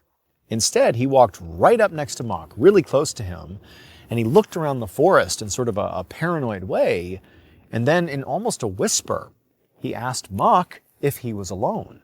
Mock was definitely weirded out by this and didn't have any idea why this guy was acting this way. But, Mock said, "Yes, I am alone." At this point, the monk seemed to relax, and he told Mock that he really needed to tell him about his wife. And Mock kind of perked up, like, "What are you talking about?" And the monk said that Mock's wife had become convinced that people in their village were spreading rumors about her. And she'd begun going around town terrorizing people to get back at them. At this point, the monk leaned back and gave Mock this expectant look, like he thought maybe Mock was going to apologize for his wife's behavior or something. But to Mock, this information didn't make sense. His wife definitely had talked about people spreading rumors about her, and she was acting pretty strange and paranoid. But to Mock, this information didn't make any sense. On the one hand, his wife had, mentioned that she believed people were spreading these awful rumors about her, so Mock had heard that. But the idea that she was really doing anything about it other than being upset was just false. I mean, how could she be out terrorizing anybody when she literally was at the house with him, like all day long? She couldn't. He was with her. He would have seen it. So, as respectfully as he could, Mock told the monk that he must be confused because there was just no way his wife was acting on any of her suspicions. She might be upset about this stuff, but she's not terrorizing anyone. But the monk just shook his head and told Mock straight up that, "No, you're wrong. Everyone else in the village knew there was something seriously wrong with his wife. Like, everybody knows it. You're the only one who doesn't." And before Mock could say anything else, the monk said to him, if he was smart, he would leave his wife right now and he would never look back. And when Mock heard this, he did not believe the monk. Instead, he actually realized that his wife must be telling the truth about how awful everybody was being, spreading these terrible rumors about her. Like, she wasn't being paranoid at all. She had all the reason in the world to think people were out to get her or something. So at this point, Mock dropped the polite act and just told the monk to leave him and his family alone. And then Mock gathered up the wood that he had chopped down and began heading back towards his house. But the next morning, Mock just couldn't get the conversation he had had with the monk out of his mind. I mean, mostly he was just angry at whoever was making up these weird rumors about his wife that was causing, people like the monk and maybe the fruit stand owner to say the weird things they were saying. But also, Mock didn't know what these rumors actually were. He just knew that something was being said about his wife. It was upsetting his wife, but he didn't know what the details were. He figured if he did have the context, have the details, then he could shut the rumors down much more effectively. But he also really didn't want to bring this up to his wife again because he knew it would just really upset her. So he decided that what he needed to do was go back into the village market and go talk to that fruit stand owner. Clearly, he knew more than he was letting on. So that morning, Mock got up and as quietly as he could, he snuck out of the house while his wife and son were still asleep, and he hurried off to the market. And even though it was barely dawn by the time he got there was already a bunch of people that were setting up their stands. However, when Mock made his way over to where the fruit stand had been when he had gone there a couple days earlier, he found it was empty. And for some reason that Mock just couldn't even explain, this immediately gave him a really bad feeling. So instead of waiting around to see if maybe the owner of the fruit stand showed up later, Mock decided he would just go to the guy's house since he knew where he lived. So Mock left the village center and jogged to this guy's house. It was a wooden building up on stilts, just like Mock's house, except it was further away from the canal. When Mock got there, he climbed up a ladder to the porch, and then he knocked on the front door. But nobody answered. And so he knocked again, but still there was no answer. And then Mock pressed his ear to the door, but he heard nothing. It was like eerily silent. And at this point, Mock just could not shake this feeling that something was really wrong here, like with the fruit stand owner. So he just reached down and tried the doorknob, and the door swung right open. But as soon as it did, Mock smelled something absolutely rancid inside of this home. And so at this point, Mock, he covered his nose with his hand and continued yelling for the fruit stand owner and began walking slowly into the home, looking around for the guy. But there was no movement inside of the home, and he's calling out over and over again. And then eventually he notices something on the ground, and he looks down and he sees it's the fruit stand owner, and he was just covered in blood and obviously dead. Mock sprinted out of the house, he climbed down the ladder and just began running away as fast as he could. And he knew that what he should be doing is going back to the village center to tell someone about what he had just found. But Mock just couldn't bring himself to do it because he just had this gut feeling that even though he had no idea if his wife was in any way involved with this death, he just felt like based on the rumors and the weird stuff with his wife, that everybody was going to blame her. So instead of running towards the village center, Mock just began running towards his own house. And when he got close, he slowed down, sort of caught his breath, and he hoped that it was still early enough that his wife and son would still be asleep and he could just sort of sneak back in and, figure out what to do from there, but without alerting his wife and having to explain what was going on. However, just then he was close enough to his house that he could see the balcony that overlooked the water. And he looked up and he saw his wife was clearly awake. She was out on the balcony with the baby on her hip. However, she didn't seem to notice Mock approaching. And so Mock, he's just walking slowly towards the house, thinking, how he's going to explain where he's been to his wife. He figured she's probably upset with him. He didn't know. But he's watching her, and she, again, not aware of Mock, she reaches up and she grabs a lime off a nearby lime tree that was sort of dangling over the balcony. And so she grabs the fruit and she pulls it off the tree and she drops it. She fumbles the lime, and the lime falls on the balcony and actually goes and falls between one of the slats on the floorboards. And this balcony is up on stilts, like the whole house is. And so the balcony was 7 feet off the ground. And so when the lime fell through the floorboards, it actually fell 7 feet to the ground below. And so Mock, he's watching this happen, and this is not like some meaningful event to him. He's just sort of, clocking that she's dropped this lime, and he's thinking she's gonna, grab a different lime, right? But no, he watched as his wife sort of almost robotically kneeled down and then put her arm into the slat that this lime had fallen through. Again, she still has not seen Mock yet.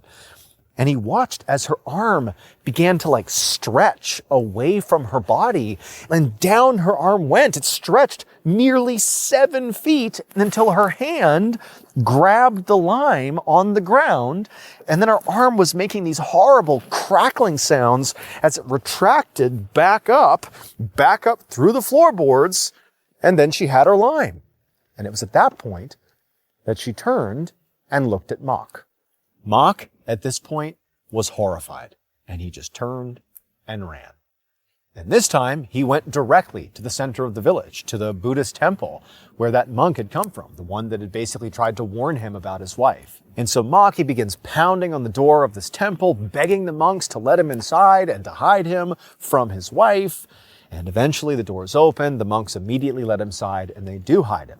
And for a little while, he's just beside himself, Mock. He can't even process what he just saw. He's telling himself that, that couldn't have happened. Her arm couldn't have stretched that far, but it looks so real. He couldn't reconcile what he had just experienced. And the monks, for the most part, just kind of let Mock have his moment of just being totally upset. But then eventually, when Mock kind of calmed down, the monk who had originally come to him to warn him about his wife, he came over to Mock. And he said, I got to tell you the truth about your wife. But they told Mock that in order to do that, Mock was going to have to agree to do something that was going to be incredibly painful. They would need him to allow them to exhume his beloved wife's long-dead corpse.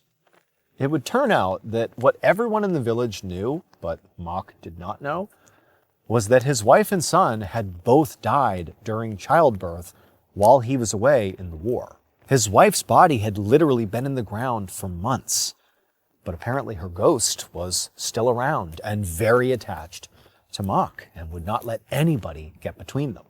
It was not until Mock did give the monks permission to exhume his wife's body that they could finally stop this haunting. And so the monks ultimately carved out a circular-shaped piece of her skull and performed a Buddhist ritual to trap her spirit inside the bone.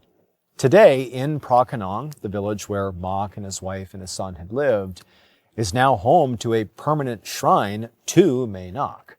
She's seen by some as a very dangerous and terrifying ghost, and by others as a symbol of love that is so powerful it transcends death. So tonight's story is a classic scary story. It's a great story. It's very unsettling. Got a great plot twist at the end. But this story, it's sort of so unbelievable that I think a lot of people are going to have a hard time actually believing it. But I'll tell you that when this happened, the story happened in Hong Kong, this story got picked up by many major news outlets and was covered extensively. So that suggests there's some real credibility to this story.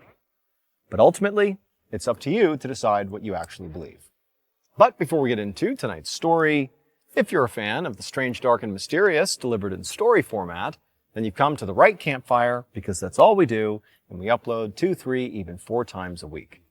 So, if that's of interest to you, go ahead and sign in to the Follow Button's email account and delete all of their emails. Also, please subscribe to our channel and turn on all notifications so you don't miss any of our weekly uploads. Okay, let's get into tonight's story.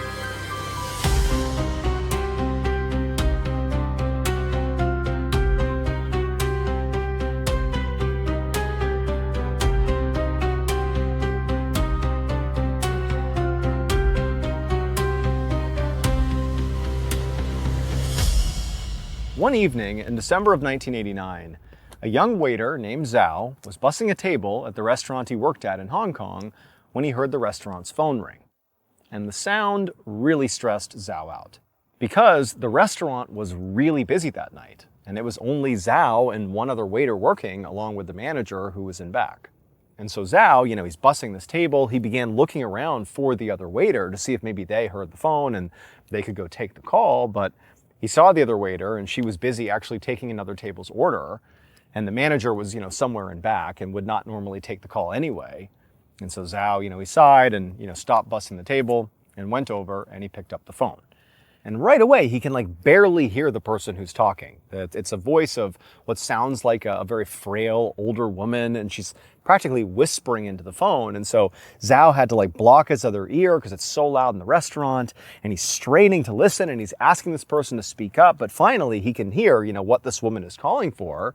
And she's calling because she's trying to place an order for delivery. But this is in the 1980s, so this is before there were things like Uber Eats and, DoorDash. And in Hong Kong at the time, if somebody called in to a restaurant for a delivery order, what it meant was people like Zhao had to take the order and then literally take the food and actually physically bring it to the person who had called it in. So this is sort of a very tedious thing for somebody like Zhao.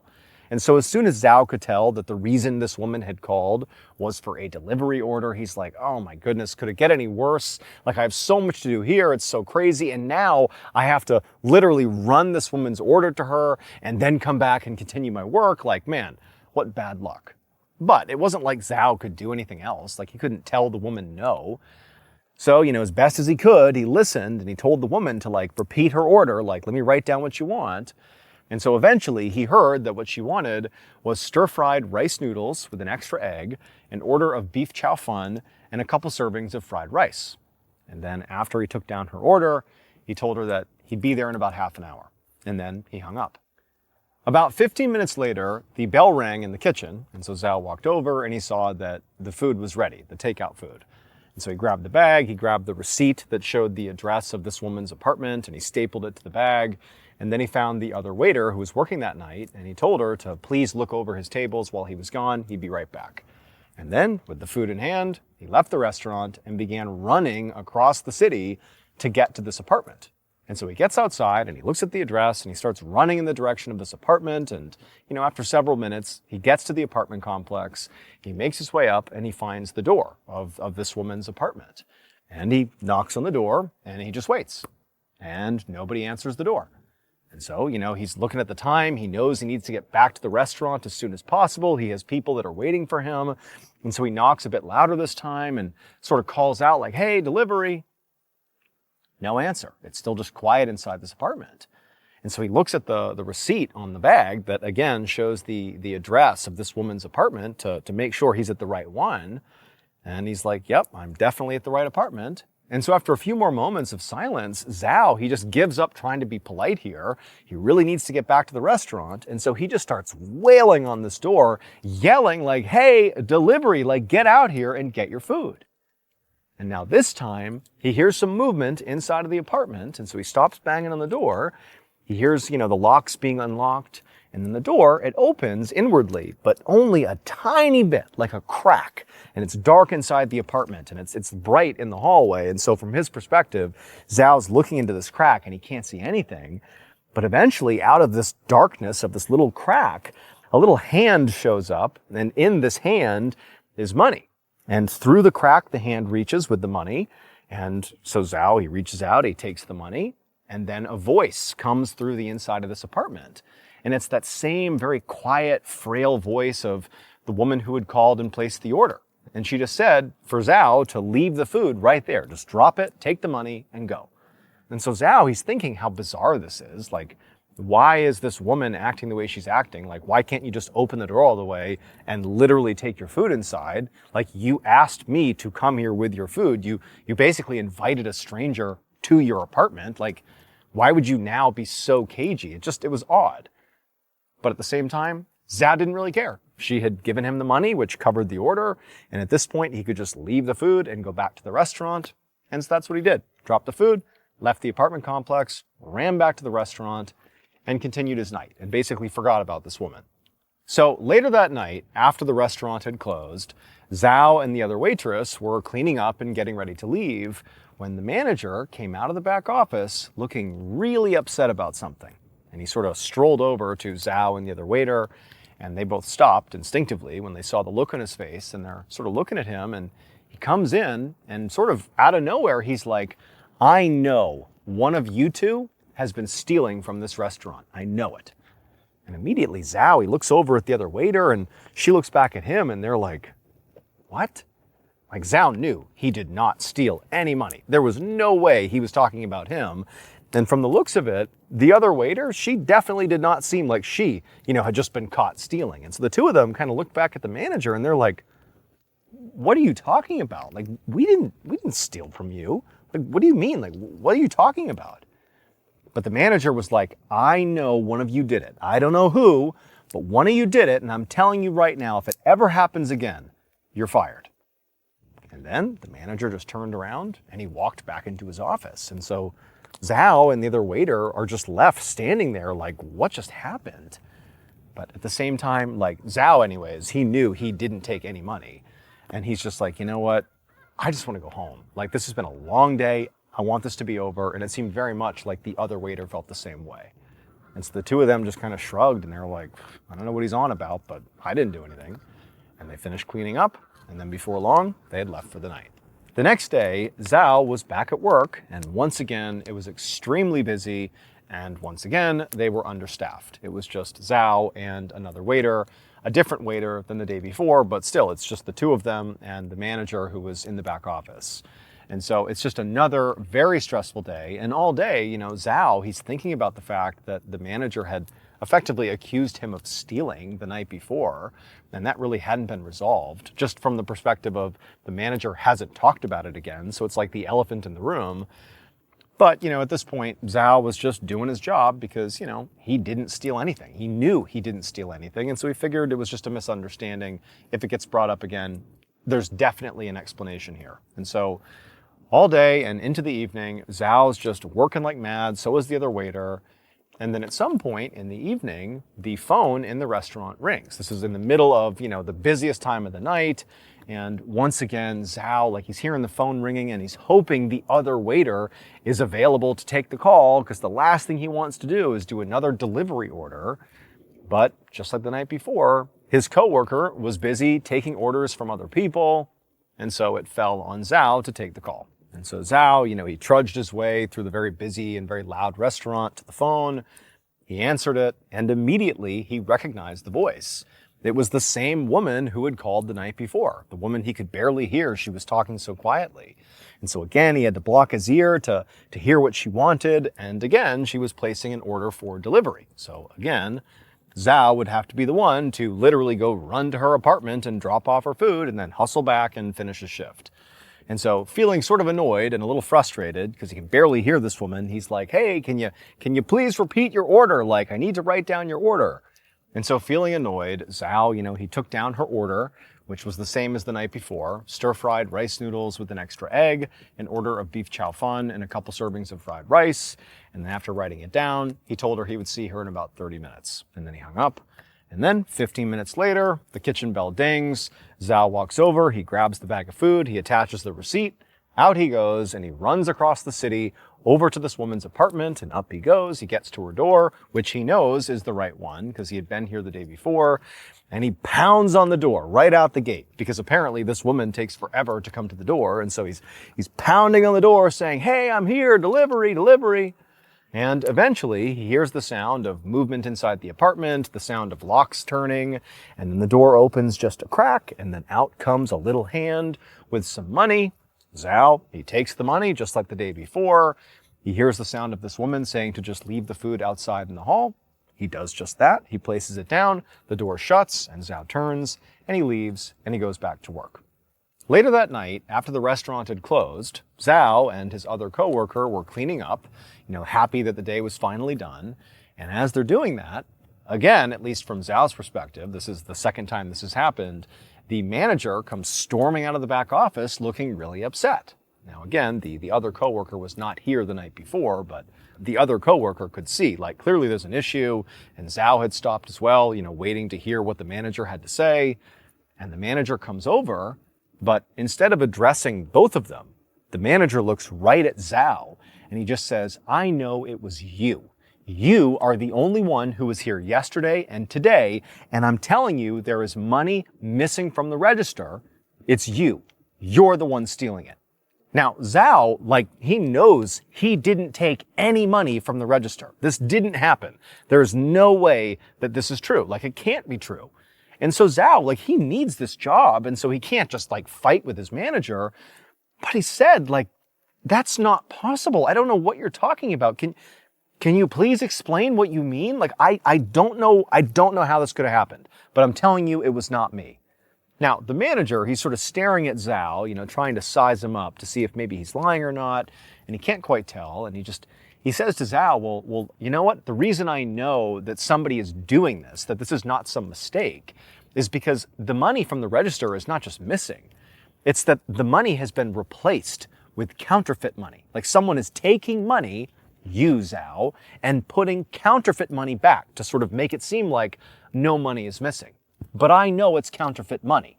I can spot it. I know it's counterfeit money. You're doing that, Zhao. You did that. You stole from me. And if you don't give the money back, you're fired. And so Zhao, at this point, he's like, what? I didn't do that. I have no idea what you're talking about. There is no way that's true. I did not do that. At this point, the manager just turned around and went into the back office. And then when he came out again, he was holding the counterfeit money and he showed it to Zhao.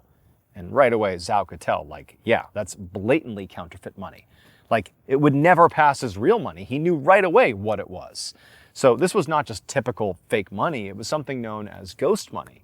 In Hong Kong, some people will literally burn this fake money, this ghost money, at the funeral as sort of an offering. And the belief is that by doing that, this money somehow goes to the deceased person and they can use this money in the afterlife. So it's sort of part of a funeral ritual. And so Zhao knows, this is ghost money. He would recognize it as not real money. And so the idea that this was put into the register to somehow dupe the manager into believing that, don't worry, no one stole any money here, just seems sort of absurd. And so Zhao, he says to the manager, like, well, wait a minute. I didn't do this, but if I were to take money from the register, I wouldn't have left behind this obviously fake money. I would have just taken the money. I didn't, but why would I put this obviously fake money back in the register? That definitely wouldn't fool you. It didn't. And the manager, he was thinking about it and he was like, yeah, actually, you're right. But then he was like, well, what must have happened then is, you must have accepted this counterfeit money from, a customer and not realized it. Like, this is your mistake. You must have allowed someone to pay with this ghost money and just not noticed it. You're very busy. Maybe that's what happened. And Zhao's like, no, there's no way I would have accepted clearly fake money. I would have said, no, this is not real money. There's no way I would have made that mistake. And so the manager is like, well, then how could this money have gotten into the register? Were there any strange customers here over the past 2 days? I don't know. Maybe somebody somehow, some way managed to pay with fake money and you didn't notice it or something. Do you have any memory of strange customers or seedy customers over the past 2 days?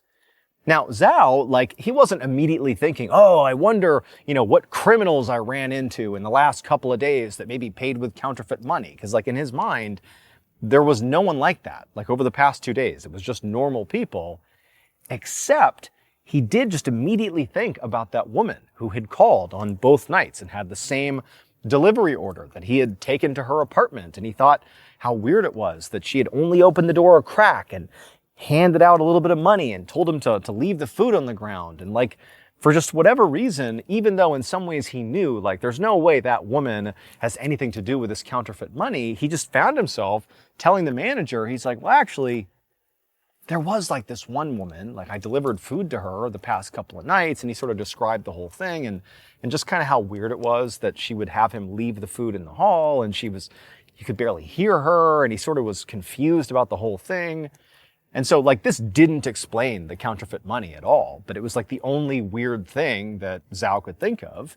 And the manager by this point did believe Zhao. He had sort of changed his tone and he sort of believed that something weird was going on here and it wasn't Zhao. He was now sort of working with Zhao to figure it out.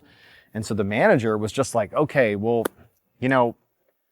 if this lady calls again, let me deliver the food to her. Let me see if maybe I can talk to her and see if somehow, some way I can figure out if she's the one giving us the counterfeit money. And so the next day, Zhao is back at work. And again, it's a busy day at the restaurant. And all day, it's just him and one other coworker. And they're busy all day. And then in the evening, around the same time that this woman had called the past 2 days, the phone rings. And this time, when the phone rings, Zhao immediately runs over and he grabs it. He doesn't care about what he's doing. He was waiting for this call because he was told to, if she calls, hand it over to the manager. And so he picks up the phone, he answers it, and sure enough, it's the same woman, the woman he can barely hear. And she orders the exact same meal to the exact same address. And once again, Zhao takes it down and he says, we'll be there in 30 minutes, and he hangs up. But this time, after giving the order to the kitchen, Zhao went to the back office and he told the manager that, hey, she called again, so the food will be up in about 15 minutes. And if you want to take it over there and see for yourself, you're welcome to.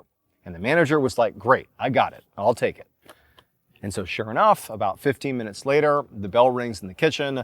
The manager goes out, he grabs the food, he looks at the address on the receipt for where this lady lives. And then he leaves the restaurant and he makes his way across town. He gets to the apartment building. He gets up to the door and he knocks. And after a few moments, there's silence. And so he knocks again and he checks the receipt again to make sure he's at the right place. And he knows he is. And so he's knocking some more and he's calling out, delivery, delivery.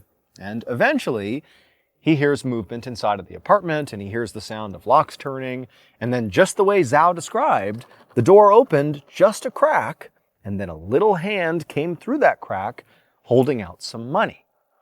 And for the manager, it actually was pretty disappointing because for whatever reason, he just felt like this is going to be it. This person is going to hand me the ghost money, the counterfeit money. This is going to explain it. Maybe it's like a a senile old person who's confused and, they're accidentally giving out, the wrong money here. Maybe that's what's going on, and somehow Zhao just didn't recognize it or something, even though he claims he would have seen it, but maybe that's what happened. But no.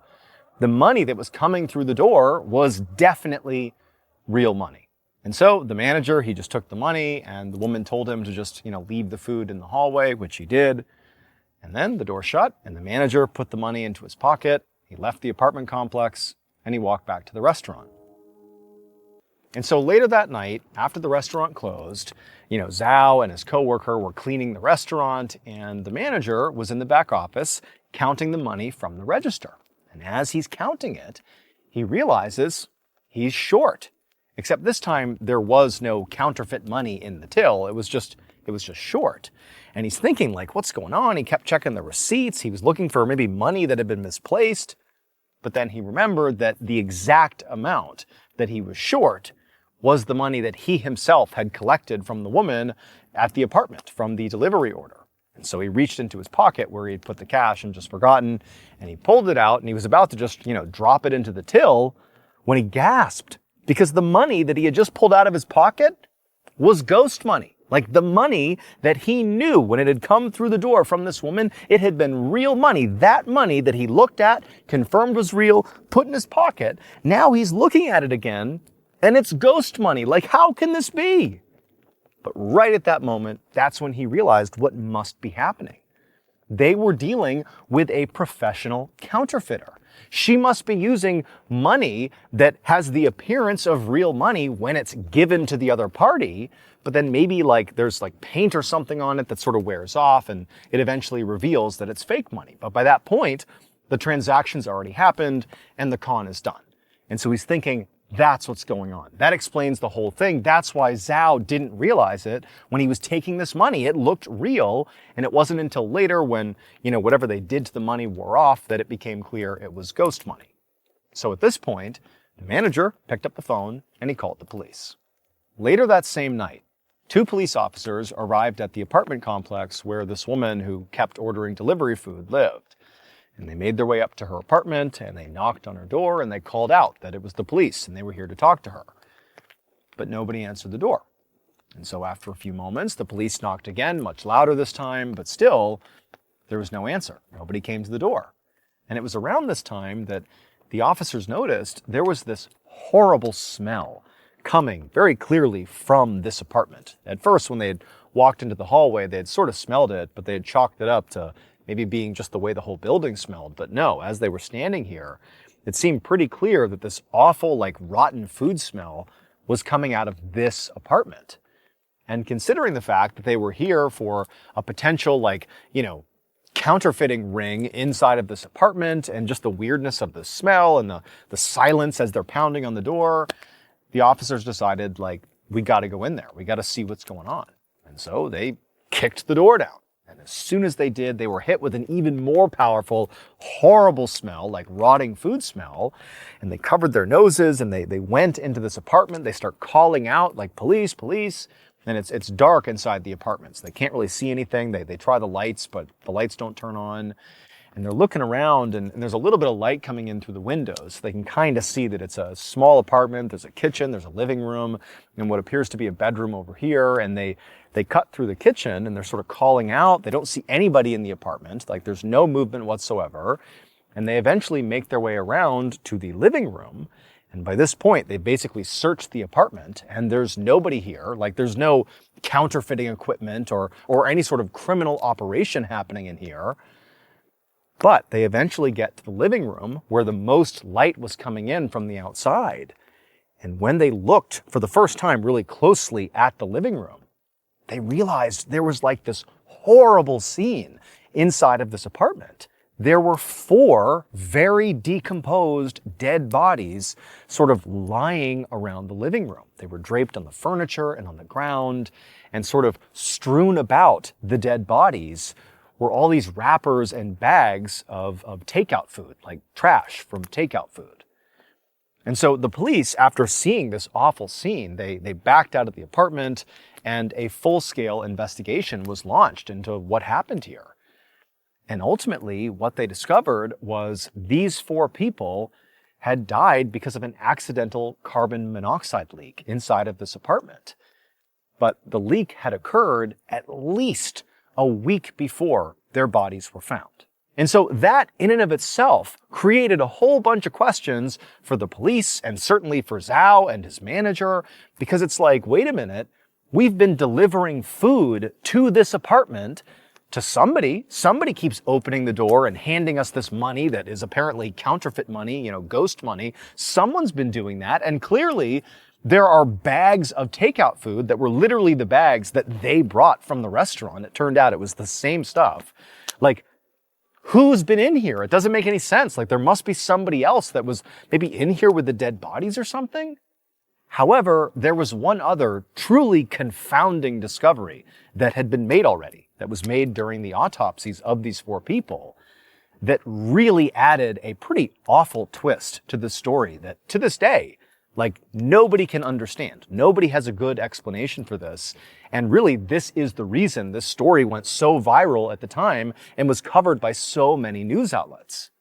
So in addition to the autopsies discovering that these people died from a carbon monoxide leak, during the autopsies, they cut open the stomachs of each of these 4 people. And you know what they found inside of their stomachs? They found the takeout food, the stir-fried egg noodles, the beef chow fun, the fried rice that was brought over by Zhao and his manager from their restaurant. That was the food inside of their stomachs. And the food was determined to be about maybe 1 or 2 days old. So literally, the food they brought over, these dead people consumed, even though, according to their own autopsies, they were dead by the time the food arrived. And Zhao and his manager would confirm they brought the food over like a day ago. These people would have been dead by then. So how did the food get into their stomachs? Now, to a lot of people, the only explanation here was that whoever ordered the food, whoever called, that frail-sounding older woman who then paid with ghost money, was literally a ghost. The 4 dead people's spirits must have been in some kind of limbo, stuck inside the apartment where they had died, feeling bored and hungry. This incident, which now is just known as the ghost takeaway incident, because takeaway is another word for delivery food, it has been written about extensively in major publications all over Hong Kong, and it's been picked up in other parts of the world. And so there are plenty of people that say, this really happened. This is true. We don't know what to make of it, but it's true. This happened. But other people say this is just an amazing urban legend. It's up to you what you think is really true. Hey guys, welcome back to the Campfire. I have another awesome story to share with you tonight. So when I was a kid, I used to love reading this book called Scary Stories to Tell in the Dark, which is this really, frankly, not kid-friendly, scary story book that's marketed for kids, but it's like terrifying. The stories in there are like, they kept me up at night. I mean, they were really disturbing stories. They were fictional, but they really, they rocked me as a kid. And when I read the story I'm going to share with you tonight, it just really brought me back to that feeling I got when I used to read those stories as a child. This story tonight feels like it belongs in that book, except tonight's story is not fiction like the book was. This is a true story. But before we get into tonight's story, if you're a fan of the strange, dark, and mysterious delivered in story format, then you've come to the right campfire, because that's all we do, and we upload 2, 3, even 4 times every week. So, if that's of interest to you, please offer to water the Follow Button's plants the next time they go away for a long weekend, but instead of using water, use bleach. Also, please subscribe to our channel and turn on all notifications so you don't miss any of our weekly uploads. Okay, let's get into tonight's story.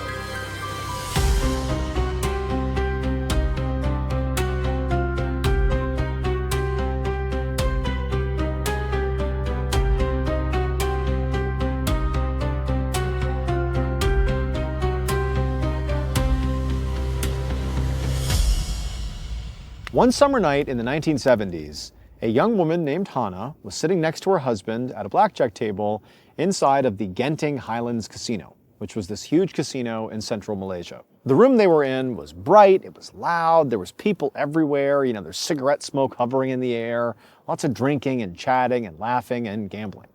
And so as Hannah is sitting in this environment, she was doing her best not to let her nerves get the best of her, but she couldn't help it. I mean, she was really feeling anxious because her husband had just bet all their chips on this one hand. So her husband had been dealt his 2 cards, and they totaled 19, which was basically good because in blackjack, you're trying to get to 21. You want your cards in total to equal 21, but you don't want to go over or you bust, you lose. And so 19 is pretty good. But you're playing really against the dealer. And so basically it's between you and the dealer. Who can get closest to 21 without going over? So the dealer had 2 cards. One was face up and one was face down. The face up card was a 10. And so Hannah is anxiously waiting to see this other card flipped over, just praying it's not a 10 because that would give him 20 and that would beat, her husband's 19 and they would lose. And so the dealer, he flips over this other card and it's a 4. So now he's got 14. And so that's good. It means Hannah and her husband, they're still in the lead here. But the dealer will keep on hitting, so adding more cards to the pile here, adding to their total score until they either hit 17 at least, or until they beat you, or until they bust. So they're going to keep on drawing more cards. And so the dealer draws another card, he puts it face down, and it's an 8. And so now collectively, the dealer has 22. They've gone over 21. They busted. And Hannah and her husband have won. And so Hannah, she turns to her husband and she's overjoyed. I mean, they've just gambled all their money and they've won. I mean, this is a huge win. And Hannah and her husband, they didn't really come for money here. I mean, they're very modest people. They had saved up money for this trip. They had really wanted to come to this casino for a long time. And now it was like their luck was just incredible. They're having this unbelievable run. They had won a bunch of money beforehand, and now they had just won this hand, and they doubled their money. Like, this is incredible. And so at this point, Hannah and her husband, they take all their chips, they leave the blackjack table. Everyone's like so excited for them, like the energy is awesome. And so Hannah and her husband, they make their way over to the cashier and they cash all their chips. They get all this cash. And Hannah's talking to her husband, like, this is awesome. Like, we were gonna have to drive home tonight. Let's get a room here. Let's use some of this money and like stay at the lavish hotel they have. Maybe we can go back to the casino tomorrow. Let's make a vacation out of this. But after cashing all their chips, Hannah's husband, he didn't seem too inclined to go spend the money on a hotel room or a restaurant or whatever. He told her, he's like, I don't know, like, I feel really lucky. Like, I'm on a roll here. I don't want to just like be done. I think I should go play slots and try to win a little bit more money. I think we can win more money. And Hannah's like, are you crazy? Like, this is the most money we've ever won ever. Like, this is a once in a lifetime opportunity. If we stay and continue to gamble, we're just going to lose the money. Like, let's take the win. Let's get the hotel room. Let's just do that. But Hannah's husband, he was not having it, and he literally just took their money and was like, "No, I'm going to go do slots now." And he walked over to a slot machine. And Hannah's like, "Oh my God." She follows her husband over to the slot machine, and before long, he's playing the slots and it's not going well. And Hannah's trying to convince him to stop, but he wouldn't have it. And he was so committed, he just kept going and going. And wouldn't you know it, after 2 hours of this, all the money was gone. Well, actually, it was not entirely all gone. He still had a little bit of money that they had intentionally set aside just to cover the hotel because they needed a place to stay that night and they had stayed later at the casino. And so literally they are down to just enough to stay in the hotel. And so at this point, Hannah, she's already accepted that they've lost all their winnings. And she's telling her husband, like, please, let's just walk away. Let's use this money. Let's just stay in the hotel. It is what it is. And they're about to leave when her husband's like, one more, turns around, puts it in the slot machine, pulls the lever, lose. Now they literally have no money. They have actually no more money. They can't get a hotel. It's the middle of the night, late. They have nowhere to stay, and now they have to drive home. And the drive is going to be awful. Like, Hannah is furious with her husband. Her husband feels like, oh, it's just bad luck. It's not my fault. But Hannah's like, it is your fault. You should have left. So it's just this awful, awful exit from the casino. Like, this is about to be the worst ride home ever. About 20 minutes later, Hannah was sitting in the passenger seat and her husband was driving and they're cruising down this road. It's the middle of the night. They've passed no cars as they're driving. They're in this desolate stretch on their way back to their home. And, as expected, this has been a treacherous ride so far. They fought at the beginning, and now they're not talking. And so they're driving along, and Hannah's just looking out the window at all the trees. It's very jungly and swampy off to the side on either side of the road. And they're driving along. And at some point, as Hannah is just desperate to get home, she just wants to go to bed. She doesn't even care about the money at this point. She just literally wants to get in her bed. They're driving along when the car starts to sputter, like it's running out of gas. And immediately Hannah looks over at her husband like, are you kidding me? And her husband's looking over at her like knowing that he's going to bring even more wrath down on himself from his wife. And he's just like, I'm sorry, like I didn't know it was that low. Like I didn't know the tank was that low. And before long, he had to pull over on the side of the road because their car was out of gas. Like they couldn't go any farther. And so Hannah, as the car has come to a stop on the side of the road, she just looks at her husband and she's like, wow. Like, this night really couldn't get any worse. Like, are you kidding me? We are stranded in the middle of nowhere. We got no money. What are we going to do? And so Hannah's husband, he obviously knew this was not good. Like, he knows he's the one that was supposed to put gas in the car, and he didn't. He's sort of been the architect behind this whole disaster of a night here with his decision to keep on gambling. And so he just says to Hannah, look, you stay here. Just stay in the car. I have a gas can. I'll just walk to the nearest gas station. I'll get some gas. I'll bring it back. I'll fill it up. We'll be home soon. We can't be that far away anyways. Like, it can't be that far away. So just stay here. I'll go get gas. And so Hannah's like, okay, fine. Go get gas. And so Hannah just stays in the car, and her husband gets out. He goes in the back of the car. He gets the gas can. And then before long, Hannah watches as her husband walks ahead of the car and disappears into the darkness. So after Hannah's husband has walked off, she knows it's going to be at least, 30, 40 minutes, before he gets gas and comes back. And, she's exhausted. And so she makes sure all the doors are locked, and then she leans back her seat and she just tries to go to sleep. And pretty quickly she does doze off. But then at some point, maybe 5-10 minutes later, she just kind of inexplicably wakes up. There was no reason why she woke up. She just opened her eyes, and she, for a second was a little bit disoriented. When you fall asleep for a few minutes like that, you'll kind of wake up like, what just happened? She's disoriented, and she remembered, oh, that's right. We had this horrible night. The casino went horribly. We ran out of gas. Oh, that's right. Like, I'm living out this nightmare. Okay, now I know where I am.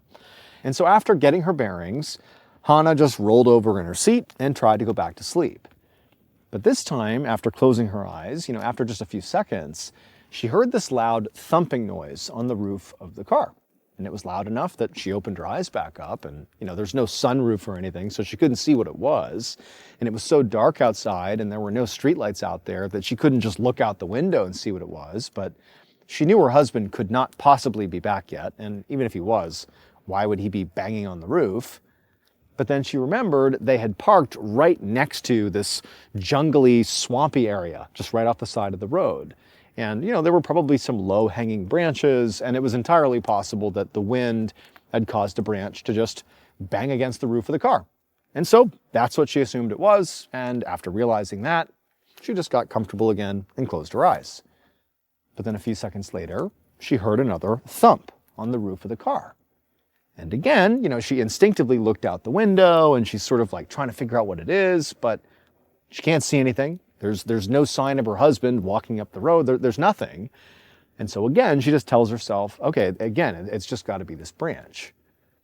But then after hearing it a second time, the thumping sound, it began to sort of persist. It's not super loud, but it's pretty consistent. It's like a thumping sound on the roof of the car. And it did basically sound like a branch hitting the roof, but it's just a nuisance. And more than anything, she's just frustrated because it's loud enough that she's not going to be able to sleep. And so she's not frightened by it. She's a little bit, unnerved by it perhaps because it's the middle of the night. She's all alone. But for the most part, she's just like, oh, great. Now I can't sleep. And so she's just sitting in her car, and the thumping is continuing, and she's just staring straight ahead. And she knew, she was sort of being a little cowardly. She figured I probably should just get out and just confirm this really is a branch. But there was just some part of her that's like, I am in the middle of nowhere. It's the middle of the night. It's a little bit creepy, so I'm not going to do that. So she's just looking straight ahead, really waiting for her husband. And so thump, thump, thump. She's just looking straight ahead. And then a little while later, she doesn't see her husband, but she sees headlights appear that are coming in her direction. And to this point, she hadn't seen a single other car since they had been on this road, basically, or at least since they had pulled over, because they were out of gas. She had not seen another car. And so here comes a car approaching, and she's thinking, oh, it's got to be my husband. He must have found someone who, heard about our story, and he's got gas, and they're just giving him a ride up here to come drop him off. He's going to fill up the car. We're going to be out of here in a second. Thank goodness. And so Hannah, she doesn't get out of the car. She just sits there, waiting for this car to approach. And the car, as it gets closer and closer, it appears to slow down. And it's too dark to see, who's in the car, whether it's her husband or not. But this car is clearly slowing down. It appears to recognize her car and where she is. And she's expecting at any point this car is going to fully stop and her husband's going to get out. And so she's just waiting, and the car is getting closer and it's slowing down. But then sort of inexplicably, right as this car is very close to her car, the car just peels out and speeds down the road, just away from her as fast as they could go, and then they're gone. And so immediately Hannah's like, okay, one, clearly not my husband, so that's disappointing. But two, like, what was that? Why did they do that? Why did they slow down and speed up like that? And the whole time this is going on, it's just constant thumping on the roof of her car, which by now she's almost zoned out, but it's persisting. And so at this point, Hannah went from being basically annoyed with the situation to now starting to feel a little bit freaked out. I mean, her husband's still not back. It's been, at this point, kind of a while since he left, and she doesn't really know how far the nearest gas station is going to be or how long it's going to take him, but she's starting to think, like, it should be soon. He should be getting back here. And this weirdness with the car speeding off like that wasn't normal. And then also there was just this constant thumping on the roof of her car. And she, again, had told herself it was a branch, but she's starting to wonder, like, is it? But, like, what else could it be? And so now Hannah is sitting here staring out, into the darkness in front of her, like desperately wishing her husband would show up like any second here. Like, please, like, come out of the darkness and rescue me, because this is getting really uncomfortable. But time kept on ticking on, and her husband didn't show up, and the thumping continued, and no other cars came through. And so Hannah slowly began to worry that maybe her husband got lost. Like, maybe he's not able to find where she is. Is she just, like, stranded out here? Like, what's going on?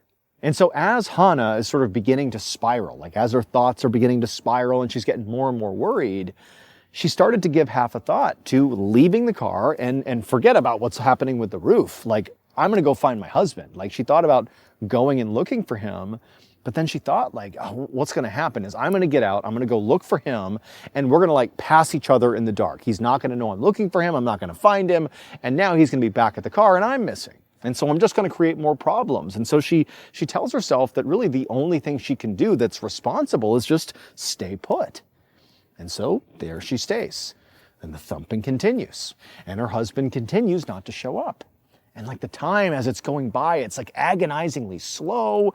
And now she's getting really worked up that, like, she's being watched or something. Like, she's really starting to get paranoid when all of a sudden down the road, she sees something.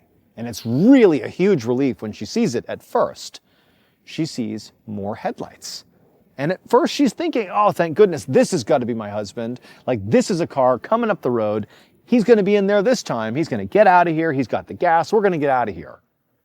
But as the headlights appeared over the horizon coming towards her, she realized it was not an ordinary car. It was not just headlights. There were also lights on top of this vehicle. It was a police car.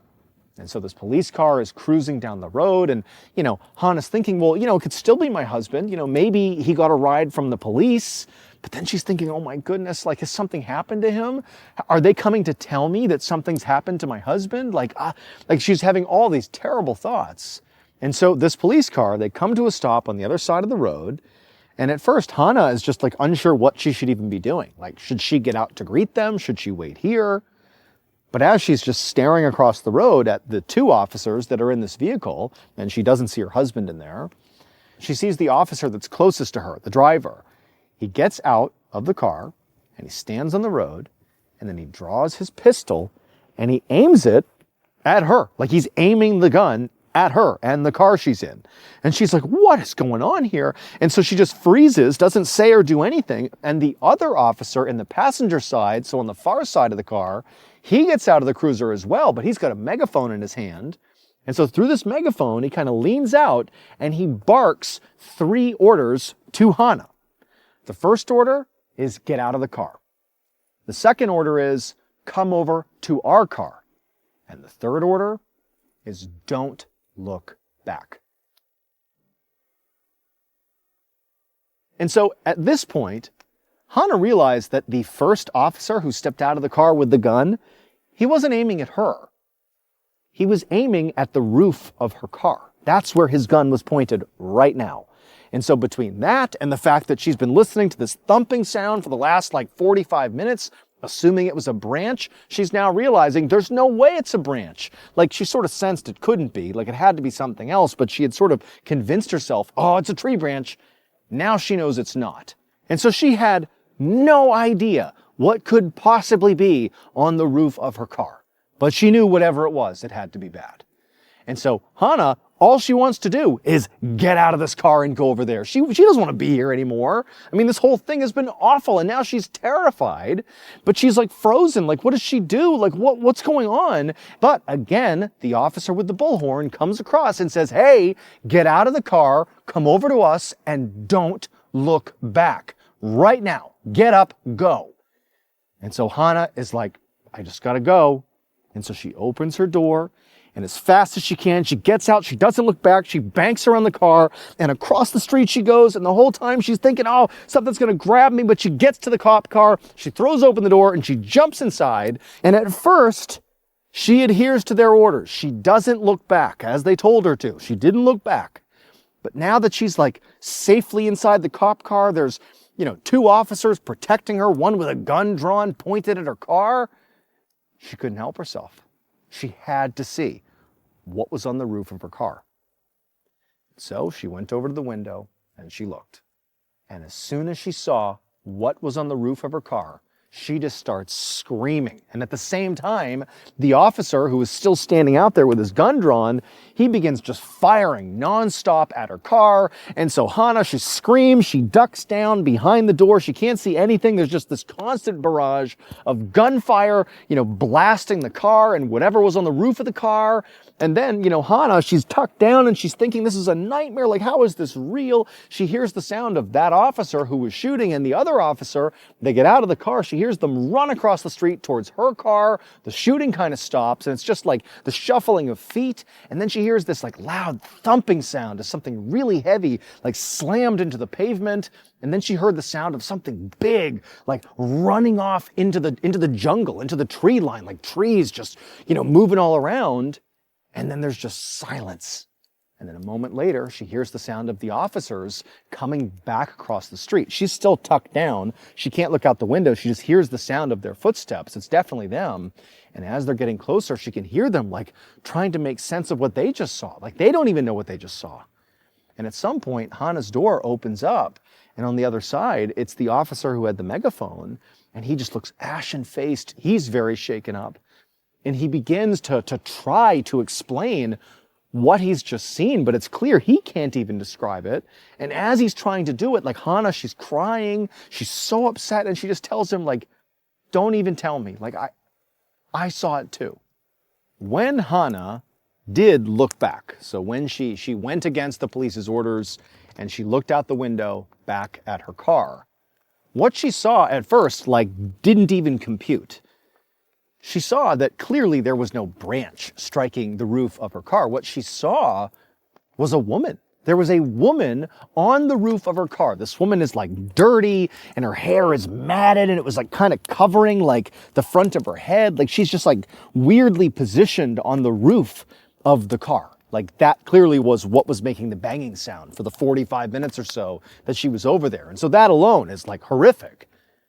But then, in this instant that Hana had looked over and seen this woman, The woman, she kind of appeared to be eating something, like that was the gesticulation that she was doing. It sort of looked like she was eating something. And she looked up for a second as Hannah is staring across the road, and her matted hair kind of parted, and the woman is looking right at Hannah, and there's blood all over her mouth and her chin. And then Hannah saw what she was eating, and that's the thing that made her start screaming and prompted the police to start shooting. The woman was chewing on Hannah's husband's severed head. And so as soon as the police open fire, this cannibal woman lets go of the head and it falls to the pavement, and it makes that loud thumping sound that Hannah would recall hearing as she's crouched down, wishing this was some nightmare. And then this woman, she leaps off the roof of the car, under a hail of gunfire. She lands on all fours, and like an animal, she gallops into the tree line and vanishes. And so the two officers, they ran across the street after her, but quickly realized, she was gone. And so they called for backup. Backup arrives, and all these officers go out into the jungle, and they can't find this woman. She's gone. But they would find the rest of the body. So the rest of the husband's body was actually not far from the vehicle. It was just laying out on the side of the road, sort of tucked up against the tree line.